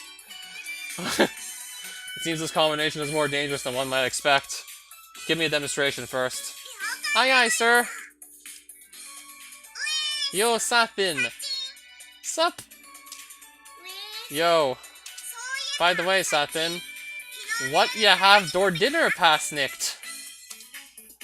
Sidud pasta and a teaser sapad. Id I remember correctly. Say what? Who the hep do you think you are? A trendy oddest pady working in Tokyo's Denancia district? You disgust me. What then? What did you do past night, Maki-fan? I spent my night walking a special on the Nakshanap Kyokrapip Thanep about the Kapapako Silence. Maki-fan, do you 13p do prove your tepivision? Okay, you got the general idea? I see. Keeping track of all those rules seems like it would be surprisingly difficult. When you play for keeps, you want to push the conversation around. Make your opponent say real tricky words till they bite their tongue. You might be able to come up with sentences that don't use many of the letters at all. Yes, the strategy involved is surprising P pronounced. And there's also some sentences like that one where nearly every word has to be altered. But man, tacos sure sound like tacos, don't you think? Where's this coming from all of a sudden? I was thinking the same thing yesterday when I was watching that show about the islands. But just remembering it is getting me jonesing for some Mexican. In that case, why don't you go ask Amani if she can add tacos to tonight's menu? Good thinking as usual, Oni-chan. There's no time to waste. What can I say? The girl really does resemble a hyperactive 10-year-old at times. When I turn back, Sachi hasn't budged an inch. In fact, she's staring at me intently. Sachi, don't you need to start dinner yourself? There's no rush. My preliminary preparations are complete, and I ate a pate punch this afternoon. What's more, she's still observing the rules of the game. And now that I look closely, I kind of get the feeling there's something like expectation burning in her eyes. Want to try this extreme typos with me? I know you'd give it a go, Kazami-san. Seems my gut feeling was correct on this one. Sachi responds eagerly. Since I'm a student now, wasting a little time on this sort of pointless nonsense seems vaguely appropriate, but I don't want a reputation as the sort of goofy twit who enjoys this sort of game for its own sake. Bring it back to normal for now. Very well. her tone betraying a hint of regret. Sachi closed her eyes for a moment, probably consciously deactivating her extreme typo mode. The thing is, this game doesn't really have to seem a set ending. Let's make it to a match. First person to slip up loses. Are there any additional rules? No climbing up entirely or ignoring your opponent's requests. That should be enough. I assume there will be a penalty game for the loser, yes? Hadn't thought about that part, but I guess I'm encouraged to take the match a little more seriously. I estimate a 120% increase in fun levels. She's seriously fired up about this. Well, if I win, I guess I'll ask you to take care of my laundry or something. If you're victorious, please refer to me as laundry lackey for the rest of my days. That's not really what I said. Anyway, what do you want me to do if you win, Sachi? Would you mind if I kept that to myself until the hypothetical moment of victory?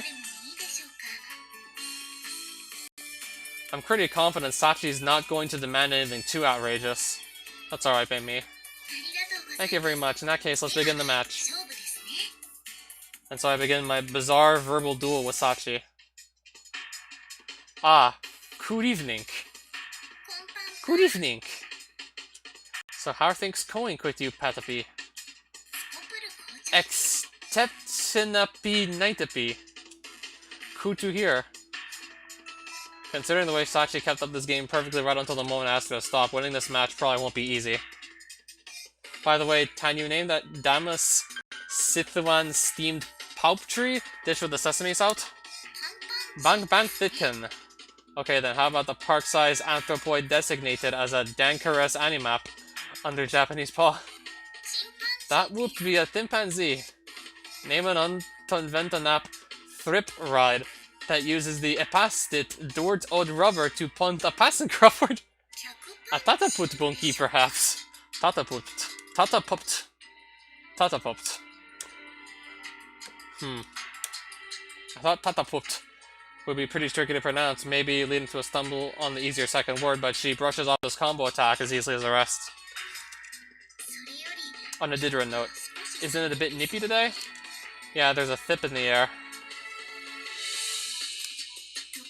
By the way, Kazami-san, can you name the popular British deep-dried seafood and potato combination? Dish and tips. Somehow, no punker sounds quite as appetizing. Can't argue with you on that one. Wep then.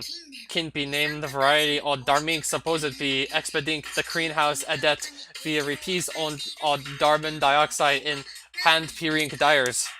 Spash and burn acrotupture? Impressive as Yuzu app, Kazami-san. You didn't door my trap. That was a trap? The question sounded 10 times more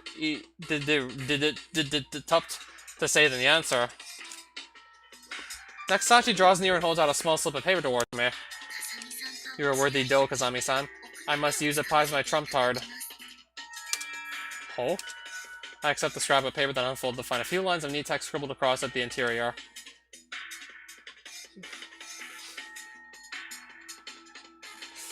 Oh boy. The heck is this? Would you see kindness to read this sentence out loud? So that's your game, is it? In this match, there's no set rule limiting the means by which you can influence your opponent's response. Sachi cannily spotted this loophole and identified it as the surest path to victory. Very wet. I gently shut my eyes and draw the muscles around my solar plexus taut. Carefully perceiving the flow of energy now surging through my body, I direct the current of force into a swirling whirlpool, terminating in a single point at the core of my body. Once, twice, 3 times. And in the next instant, I unleashed that power like a coiled spring. Taiko Titan, who utilizes the Sebastian Brunecker tilter, stood her theeks with Bang Bang Titken and Ditlit wipe, riding the Tataput Bungee. Tataput. Just now, I don't be peeved, you said Tataput Bunky, did you? And so the match ended all too quickly in my ignominious defeat. Hold up.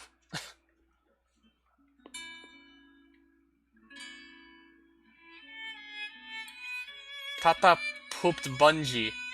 I don't BP said Tata pooped bunky, did you? Oh. I didn't even notice he slipped up right at the end. But losing to you was honestly pretty frustrating. Maybe I let her win? Or so I attempt to console myself without much success. My trump card didn't work on Maki-san, but it seems it was adaptive against Kazami-san. First of all, can you go back to normal now? Well, I forgot entirely. Must say, though, I wasn't expecting you to be that good class rep. You just gave 110%.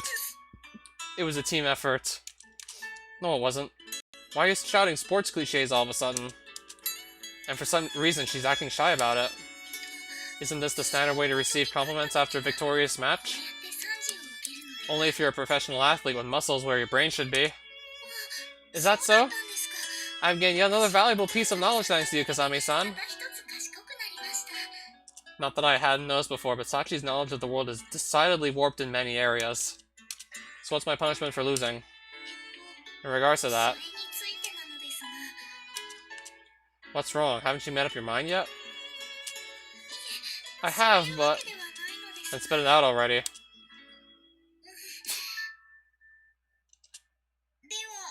Could you praise me for defeating you? Huh? Unable to comprehend Sachi's bizarrely simplistic request, I answer with an incredulous grunt. Is it too much to ask? Before I decide, I'd really like to hear why you chose that of all things. Because I want to be praised by you, Kazami-san. I'm asking why.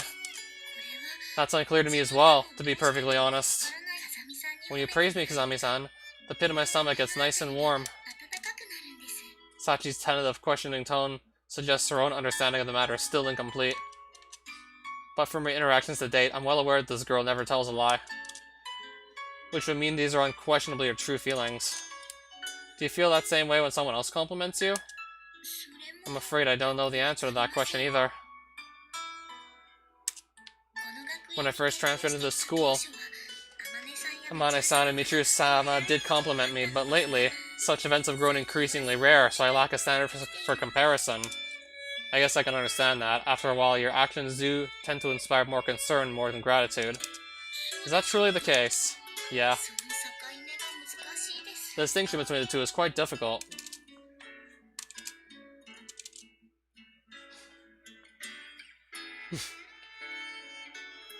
Okay, so this is the choice to go on the Sachi route. And I guess the choice to go on the Michiru route would come, I don't know, after. Okay, I thought Michiru's choice was going to come up next, but I was dead wrong on that. So there's my next choice.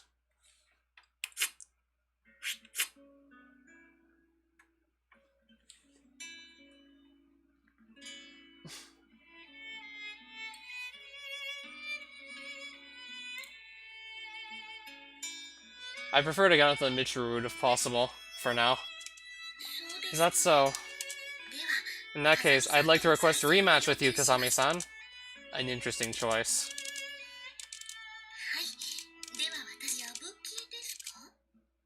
Fundamentally, Sachi seems to be the same airheaded girl as always, but judging from this highly out-of-character assertiveness, she must have gotten quite fond of Makina's strange name.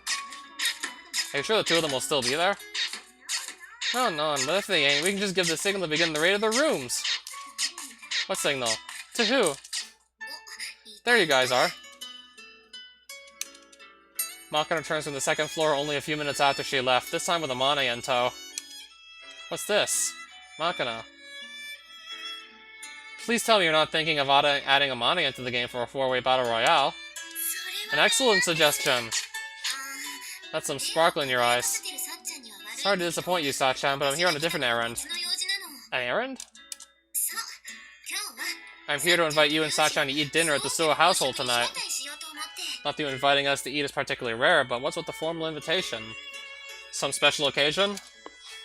Put your hand on your heart and look deep inside yourself. I think you'll have an answer waiting for you.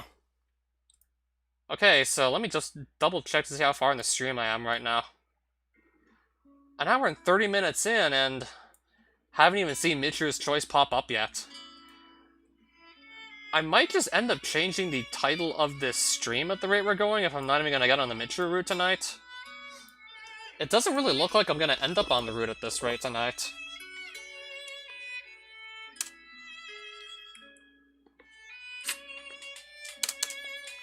Just as instructed, I put my hand on my chest and searched for the answer in my heart. Does lub-dub have anything to do with it? Because that's all I'm getting. What a truly cliched line. Kindly stop heaving sighs in my direction. As I've told you before, I'm a surprisingly naive soul. Please spell out the situation for me. You're the one who gave Makina a suggestion, aren't you? So we're talking about the tacos here. Thanks to you, I have to make another dish. Which isn't really a problem in itself, but if I only make one serving, it'd be a total waste of the ingredients.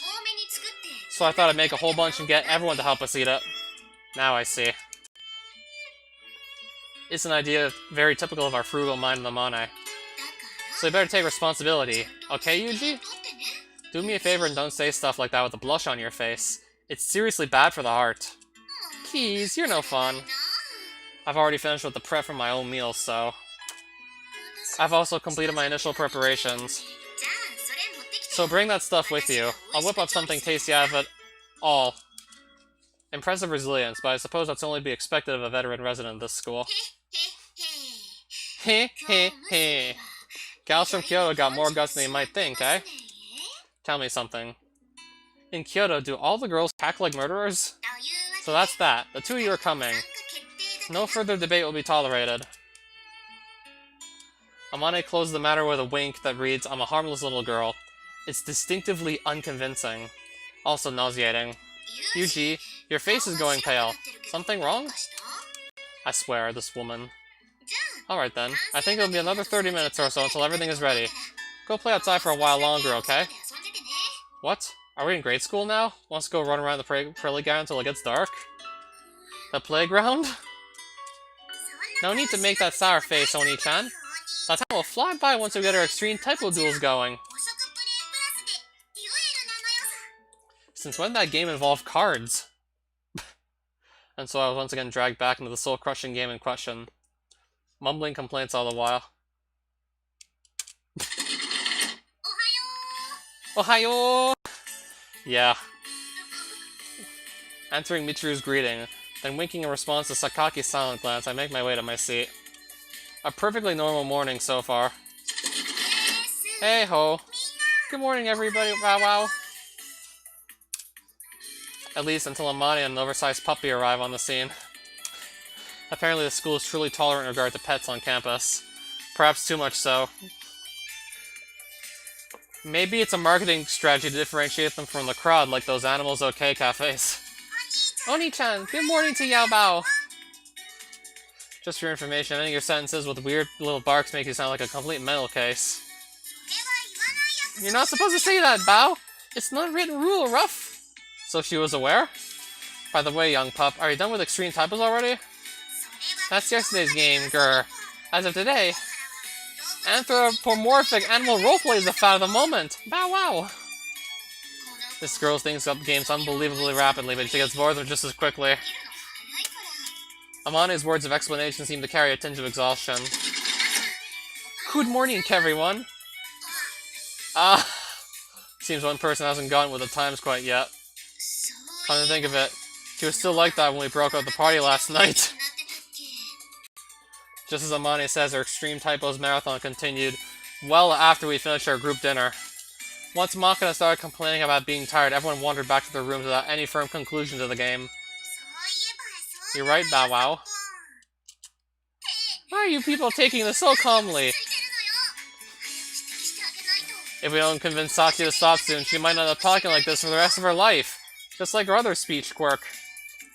Is there some problem with my speech, Mitsuru-san, though? Nah. You seriously don't get it, do you? Calm yourself, Mitsuru-sama. Reset! I want to reset! Somebody, please! Please bring me a button that can erase Sachi's settings! Michiru, consider picking up speedrunning if you want to reset. Back when the village well was still an essential aspect of daily life, the world was a happier place. By avoiding the well, it was possible to avoid women's idle gossip to some degree. In modern times, the whole world is a minefield. You never know when you're going to trigger a verbal explosion. Sweets are especially troublesome despite their small size. They're extremely effective at inspiring females to chatter on at length. Their destructive efficiency resembles that of a hollow point bullet. UG. Just the man I wanted to see. Our program of academic activities is over for the day. I'm just taking a short breather when a monitor calls my attention. Sorry, I'm busy at the moment. Can I wait? Come on now. There's no need to shoot me down so bluntly, is there? I'm not trying to shoot you down, and I'm not trying to be blunt either. I'm just informing you that I don't currently have time to put up with the lengthy, pointless chattering you people seem to love so much. You do know that's about as blunt as it gets, right? Blunt as heck, you know.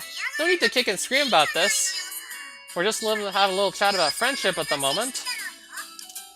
I'm sure I've already explained that my knowledge on this particular topic is fairly shallow, but apparently they haven't quite gotten the message yet. Sorry, but I'm not going to be of much use. I've never even done the typical marathon bloody-knuckled fighting by the bank of the river until both sides collapse and become fast friends thing. You really think that's typical? The vast majority of people have never done anything remotely like that, you know? That a fact? Happens all the time in books, though. I was convinced it must become a commonplace daily event. Why would you become friends after beating each other up, anyway? Don't you tend to hate people who punch you? Either way, that's not the sort of thing we're talking about right now. The debate at hand, is true friendship between a man and woman possible? A pretty weighty issue, don't you think? I don't really get the difference, personally. Friends are friends, right? Excuse me, I need to get by. What do you think, Yumi-chan? About what? We're currently debating a thesis of grave importance to the human race as a whole. Do you think a guy can ever really be friends with a girl? Friendship between the genders. I'm afraid I don't have anything to contribute to this discussion. Try thinking it over a little bit, why don't ya? I did, thank you very much. I simply lack anything resembling experience in the matter, so there's no way I can answer. And I think you were fully aware of that, weren't you?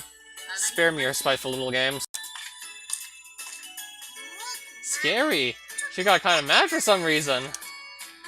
Maybe because you asked the question kind of rudely? I thought it was okay. Woke bokeh. Maki-chan, what's a woke bokeh like?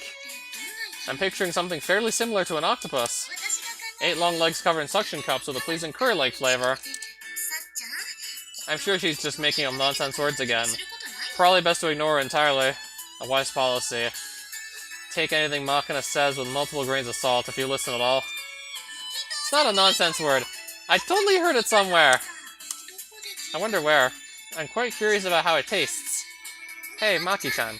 Did they mention anything about the flavor? The flavor? Well, dunno. Probably sour, I guess? Look, people, I'm really busy here. Don't go around shouting for my attention. Nobody was doing anything of the sort. Huh? Didn't you say sour just now, though? I was convinced you were trying to pester me again. Do you want to be pestered? Of course not! I just misunderstood slightly. Happens to everyone. Jeez, Kiryu is one chuckle-brain chocabra. A chocabra? I'm thinking light brown fur and 9 legs. Also, it tastes like curry. Sachi, my friend. Are you perhaps somewhat hungry at the moment? You're oddly persistent with this curry thing. Chocolate flavor would have been a more logical choice in this case. You're quite correct. That was a blunder on my part. Please forgive me. Ahem. Alright then, now that she's here, I guess we may as well hear Michiru's thoughts on the matter. I refuse. There's absolutely no way I'm telling you what I think. You got that? So what are we talking about? Do you think men and women can ever really be friends? I mean, casual hangout, sure. I'm wondering more about a best friend of a different gender or something. Yeah. Well, yeah, I don't really know. There tends to be a pretty big range of opinions on this sort of thing, regardless of gender. I'm kind of curious what people think, you know? Yeah, sure. Kiryu? Something wrong? No. It's nothing. Sorry. Gotta go.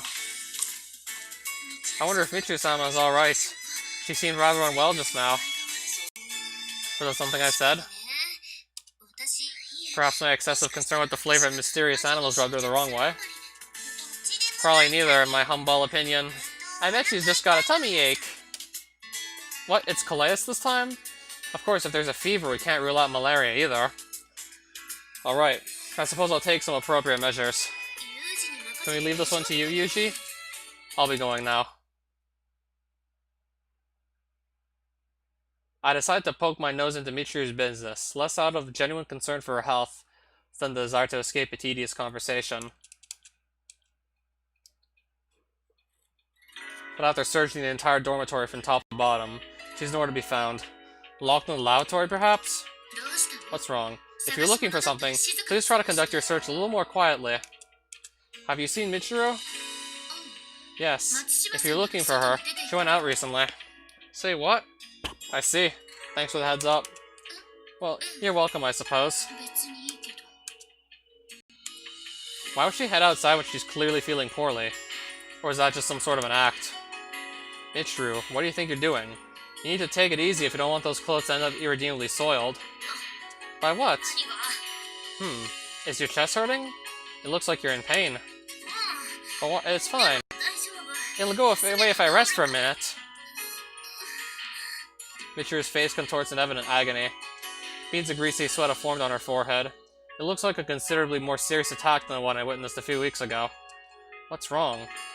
Look, I know you're devoted to your craft, but no one's going to revoke your membership in the Tsundere Club if you ask for help when you're sick. I'm fine. It's the exact same thing as last time, okay? I'll be back to normal soon. You look terrible, though. I'm used to this. It's fine. Look, just leave me alone already, will you? I can't do that. I'd be unable to assist if this attack suddenly developed into a medical emergency. I'm not willing to take that risk. Whatever, if you won't leave me alone, I'll go somewhere instead. Seems she found my intervention seriously unpleasant. I quietly watch her go. Was she okay? Yeah, I don't think there's a problem. I see. That's good to hear. I was pretty worried there for a second. Was Michiru-sama feeling under the weather? I bet she ate something she shouldn't have. When I threw an eraser at Chiru the other day, she reflexively opened her mouth and snatched it out of the air, you know? She did what? What happened after that? And between chewing away at it, she asked me, what's this? So I told her it was Urute. Urute? The grilled trachea of a cow, if I remember correctly? What kind of a crazed gourmet even eats that stuff? So how did Michiru take that? Said it was tasty and wandered off somewhere, still chewing away. The girl's taste buds may have been permanently fried from drinking nothing but sour stuff all the time.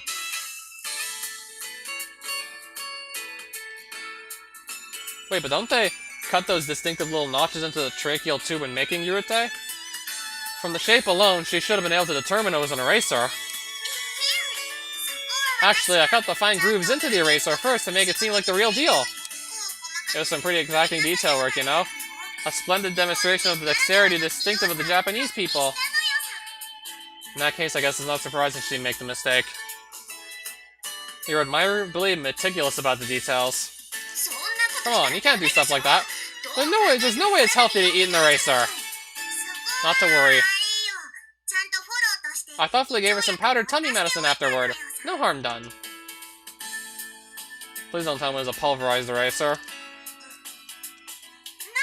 Anywho, Kiryu's alive and kicking. Isn't that what really matters?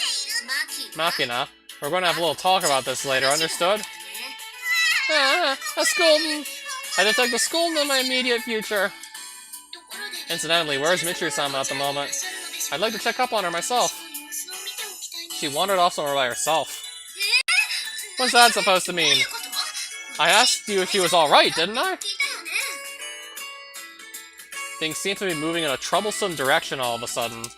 You did indeed, and I assured you that she was. My grounds for that judgment were very simple. Michiru herself said as much. You took her word for it? Did you not see her face earlier?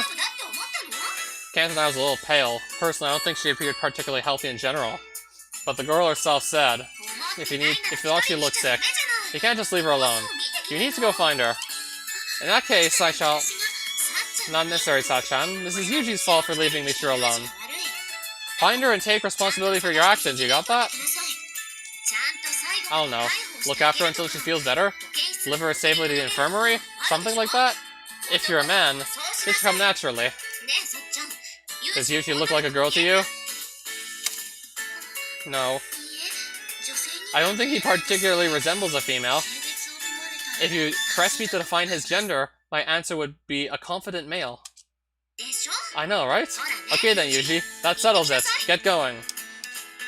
Can't say I'm feeling particularly motivated. Want me to tag along? No, Makina. This is Yuji's problem. Good lord, it's hardly a problem warranting such squawking. I get the message. I suppose I'll go look for her. Do you have an idea where she might be? There's one place that comes to mind. That high ridge overlooking the sea. Because didn't we go there earlier in the common route? And yet Michiru isn't here. No matter how much I look, I don't see our familiar bottle blonde dimwit. Damn. Have my instincts grown dull? That cry! I turn in the direction of the sound. Toward the very first area I checked. At the time, I quickly determined Michiru wasn't there. Now I notice a blonde girl seated on the grass. But despite that distinctive golden hair and the Mihama Academy uniform she's wearing, I can't convince myself that girl is Michiru. Very strange. Are these errors of judgment on my part? Perhaps my perception of reality has been warped by spending so long inside that hermetically sealed pocket of eccentricity they call a school? Michiru, answer me.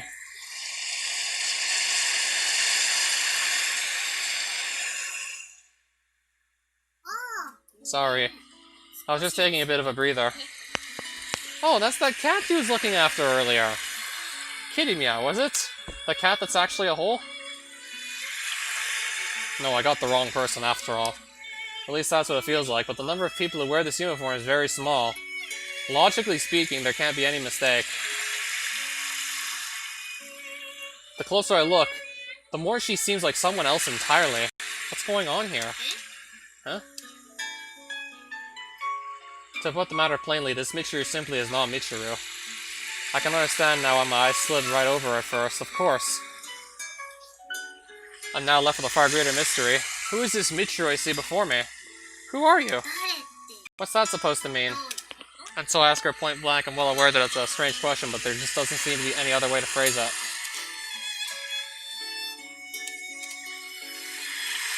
The imposter Michiru is staring out at the ocean, a small black cat curled up in her lap. She looks perfectly healthy. There's no indication of distress on her face. If anything, you'd think she rolled out of bed at noon and took a little stroll to enjoy the fine weather. She appears utterly relaxed. Is Rommel doing well? I emphasize the name as if to definitively slap a label on the cat. Michiru turns towards me, a quizzical expression on her face. Rommel? What? You mean that Rommel? I don't know which Rommel you're referring to. There's no way I can answer that question. More importantly, which Michiru are you? You're not that Michiru, I'm pretty sure. That Michiru. You do say amusing things. A Michiru is a Michiru is a Michiru, right? This girl isn't stumbling conversing with me. She banters back with perfect composure. At the very least, I don't think you're the Michiru I know. Alright, you win. I'll drop the act. However, it hardly matters which Michiru I am, does it? Nobody else has even picked up on the difference so far. To be honest, I'm rather surprised you noticed. What's going on here? Do you really need an explanation for everything? I can't imagine going through life with such an excessive need for context. Tell me, do you use a dictionary for your pillow? I don't think that the girl's deliberately trying to confuse me, but this attitude is somewhat irritating. Reminds me of a mean-spirited adult teasing a child while holding an empty cookie jar behind their back. Now that you mention it, I think I may have slept with books more often than women. Is that so? You're kind of a difficult person, you know? Not very flexible. I'm finding it impossible to imagine you inviting a girl out on a date. I'd probably just say, come with me. Of course, I'm fully capable of utilizing honeyed words instead, if the situation necessitates them. That's a completely bizarre way to put it, just for future reference. I don't think I've ever met anyone quite like you before. That a fact? Have we been introduced yet? Don't be such a grouch. Let's have a pleasant chat on some trivial topic. You enjoy discussing the proportional surface area of the Earth's oceans, yes? Really? It's quite astonishing you even knew I was here. Wasn't exactly a difficult guess. You like this place well enough to designate it as your final resting place, after all. Right, sure. But the wind's strong up here and it's usually a bit chilly. So personally, I'm not much of a fan. And it's a bit dull just sitting around up here, don't you think? That girl certainly seems to like it, though. Sorry, you're losing me again. Who's that girl supposed to be? Very well. Let's discuss simpler matters. I'm grateful you searched for me, but there's no need for concern. My physical health is fully recovered. I'm merely taking a brief rest and relaxation period with this cat. Precise, clear phrasing. Must say, though, you're now on the insipid side of things. That was an impression of you. Say what? I see. No. Surely I don't talk like that. You're quite an amusing individual, you know that? Michiru clears her throat with an affected ahem. Alright then. Don't I remember you saying there's nothing after death? No heaven, no hell? That's right. Those stories are complete nonsense, invented to control people through superstitious terror and fraudulent promises of salvation. Of course, once you die, your brains become nothing more than a rotting piece of meat, so it can't exactly hurt to think what you want while you're alive. It's not like going to ever realize you're wrong. If the idea of a heaven waiting for you makes life more bearable, you may as well believe in it. But you don't. I'm not prone to that particular delusion now. I understand that death is something like an endless dreamless sleep. So in other words, dying is just like going to bed at night, except the morning never comes. More or less.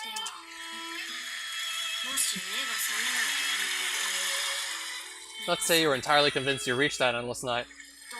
But then a new morning came. What would you think then?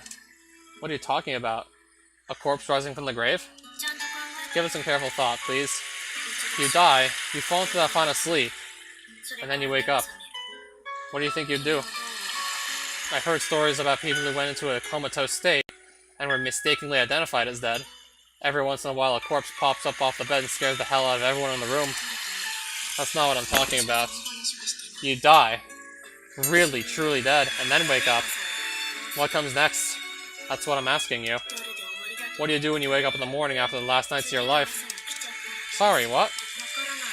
You don't know, do you? You don't have an answer. In other words, you're not all-knowing. And that means your belief that only nothingness follows death is nothing more than speculation. So why talk like your particular guess is the definitive answer? Seems awfully arrogant. Trying to show off how jaded you are. Not particularly. Alright then, let me ask you a different question. If death is the end, why do people exist? If it all ends in oblivion sooner or later, what's the point of frantically scrambling around to keep ourselves alive? When we could just die early and skip the pain, is that where you're going with this? Don't answer a question with a question. Rather than guessing at what I'm implying, think about what I'm asking from your own perspective. I suppose you're free to die whenever you want, but in the vast majority of cases, people can't live alone. Your existence incurs costs on others. Specifically, you're alive because someone else spent money to keep you that way. Until those debts are paid, letting yourself die would be pretty damn selfish, don't you think? In other words, people have to keep going because, until they finish repaying their debts, their own lives belong to someone else. Somehow, this Michiru's managed to drag me into a truly cryptic conversation. It feels like I'm struggling to complete a puzzle with no possible solution. If there's some point to her questions, it completely eludes me. Human beings are too full of themselves. That's the only reason why they worry about questions with no answer, like the meaning of life. Every other animal is concerned with the struggle with their daily existence and very little else. We really shouldn't be any different. Where'd this ridiculous ego come from anyway? Things probably went off track back when we first started picking up rocks and hitting each other with them. Can't say I have much of an opinion on the matter. To be honest, I find the question particularly interesting either. Don't find the question particularly interesting either. Good for you, I'd quit. This pointless conversation is officially over. I'm going back to the dorm. Alright, I think I'll stay here a little longer myself. See you later, Yuji-kun. I turn my back on Michiru, resolved to cut off this unproductive debate. But after a few steps, I come to my senses. This isn't exactly a satisfying conclusion. I was just teased into ignominious retreat by a cheeky little girl. I turn back and face Michiru once more. The black cat, apparently startled by my motion, leaps off Michiru's lap and bolts away through the tall grass. Michiru looks perfectly fine now, but at school she was pressing her hand to her chest and grimacing in pain. That wasn't the first time I've seen it happen. And by some strange coincidence, the previous case also occurred after someone brought up the topic of best friends. The instant Michiru heard those words, her health deteriorated dramatically. It was the same today. That may not be all there is to this, but at the very least it should be the key that leads me to an answer. Something the matter, Yushi-kun?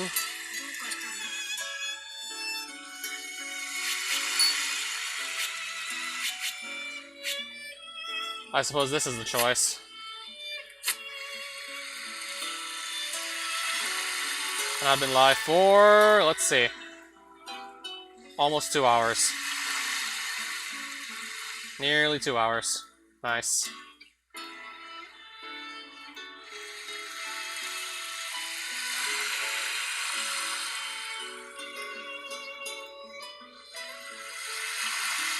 Yeah, 1 hour 56 minutes I've been live for, and I'm just getting to the choice for the Michiru route now.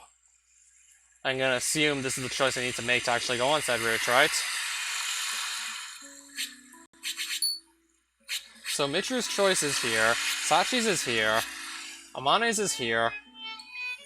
I've been told earlier if I don't accept any of the choices to go on any of these routes at all, then I just by default go onto Yumiko's route.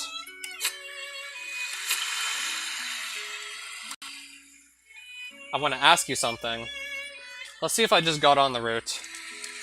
What's on your mind? Curious about how to calculate a square root? Or maybe you want to know what word comes first on page 426 of the Japanese dictionary? None of the above. I want to know if you have a best friend. I carefully state my inquiry, watching Michiru's face intently. I expected some sort of telling reaction, but there doesn't seem to be any results worth mentioning. Michiru thinks the matter over for a moment. The casual expression on her face suggests a woman pondering a dinner menu. Tell me something first. Why are you asking me that question? Because you're avoiding the topic. Whenever the conversation shifts to friendship, you begin to act strangely. Thought it might have some connection to your sudden illness. I see. Yes. That reaction is hardly surprising, but I'm not the one you should be talking to about that. Rather, from my personal point of view, a best friend seems rather unnecessary. I mean, you should like all your friends, yes? I don't really think ranking them in order to pick a number one is a good thing. And the way you see it, once we're dead, we're all alone for eternity anyway. In that case, I don't think I'd even want to get that close to anyone. It can only end in sadness. That's a pretty pessimistic way of looking at it. I don't know about that. Pragmatic seems a more appropriate word. I'll be heading back now. This time I'm fully ready to take my leave, but apparently Michiru's unsatisfied with this conclusion, as she immediately calls out to stop me. Hold on. What about you? Sorry, what about me? You have a best friend. Can't say I have anyone I could confidently describe that way. What about a lover? Don't have one of those either. Why are you asking? Is that so? You seem like you'd be popular, though. Wonder why that is. Has that always been the case? Why do you? Why do I want to know? Very simple. I've never had a romantic relationship, and I'm rather intrigued by the concept. So this is what they call idle curiosity. Have you kissed anyone? Yes. What's a kiss like? Out of respect for your admirable attempt at brevity, I'll keep my answer simple as well. A kiss is a moment of contact between two sets of mucous membranes. I think it's a little too simple. Maybe it'd be quicker to find out for myself. Mind if I give it a try? Not particularly, I suppose. Thanks. Okay, here goes. Michiru rises up on tiptoe and draws her face close. Without a moment's hesitation, she presses her mouth to mine. Our moist mucous membranes softly adhere to each other. Apparently concerned about knocking her nose against mine, Michiru tilts her face slightly to one side. A tuft of blonde hair brushes against my cheek, tickling my nose with the citrusy scent of her shampoo. Phew. Michiru runs her tongue over her lips and creases her brow thoughtfully. I still don't quite get it. That's a shame, but would you mind telling me why you suddenly... Hold that thought. Sorry. See you later, Yuji-kun. Say what? Are you going somewhere? Explain yourself. Michiru. That you? Huh? Oh! Ah! Close! What the? Way too close! What do you think you're doing, popping up out of nowhere like that? Ever heard of personal space? You were like 3 inches away from kissing me, you know? That was a close one. How exactly should I interpret this? Seems we're back to the old Michiru? Yo, long time no see. Glad to see you're doing well. I was somewhat concerned. Huh? It's not like I need you to be concerned or anything. Hey, did I say anything strange earlier? Have you ever said anything that wasn't? Kibumo! How rude can you get? Unbelievable! Oh, settle down. I did want an explanation of all this, but I suppose I can wait. You're tired, aren't you? Let's head back to the school. An explanation of what? There's no way I'm going to explain anything to the likes of you, got it? Yes, fine.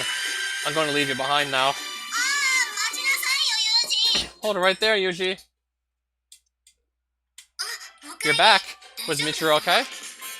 I'm perfectly okay, for your information. If anything, Yuji's the one you should be worried about. The girl speaks truth. I'm somewhat exhausted at present. That's a bit unusual, but anyway. Nice job bringing her back safe and sound. You got a good head on your shoulders after all, Yuji. It wasn't exactly easy. I hope this is sufficient to satisfy you, Amane. Of course! Okay. I knew you had it in you, Oni-chan. I'm sorry for worrying you, everyone. Just don't think I'm going to apologize or anything. No need to apologize. No need to speak, for that matter, or think. All I ask is that you try to keep on breathing. Yeah, exactly. Live as free as the wind. That's the Matsushima Michiru style. You finally understood my philosophy, Sachi? That's your style, is it? Yes, of course it is, and a very fine style it is, too. Somehow it feels like you're totally brushing me off. I was only affirming your words, Michiru-sama. She might have been brushing you off, but you can't deny she did it with an admirably light touch. That's okay, and as long as it stays light, I guess there's no problem. Of course, if that had been a heavy brush, I wouldn't have forgiven you all. Bang, you're forgiven.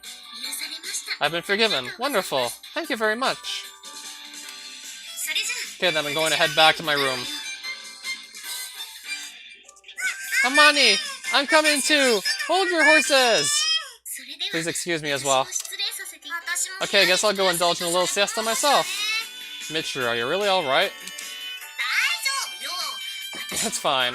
I got skin as thick as a rhino's for your information. There's no way Sachi's gonna get me down. That's not what I'm referring to. I'm talking about your physical health. I'm okay now. Like I said, I'm used to it. Let's see. Don't even think about getting that close to me again, you got that? You're the one who approached me. There's no way I'd do that. Don't just make stuff up. One of these days, you'll get tangled up in your own web of receipts. Michiru, my friend, I think you might have meant deceit. Ah! Shut up, you! If you think a web of deceit is bad, you've obviously never seen one made of receipts. It's Web 2.0! Her incoherent babbling apparently concluded for the moment. Michiru stalks off. There have always been things about the girl I found hard to understand, but today her incomprehensibility reached new heights. I think I'm going to have to keep an eye on her from now on. So what, does she have like split personality disorder or something? Yeah, when Michiru goes and just asks to kiss Yuji, and of course the Michiru we all know and love, just freaks out as soon as she figures out that she's just like 3 inches in front of Yuji. She's got like, what, split personalities or something? Yeah, I'm gonna hypothesize the split personalities here. Seems logical to me.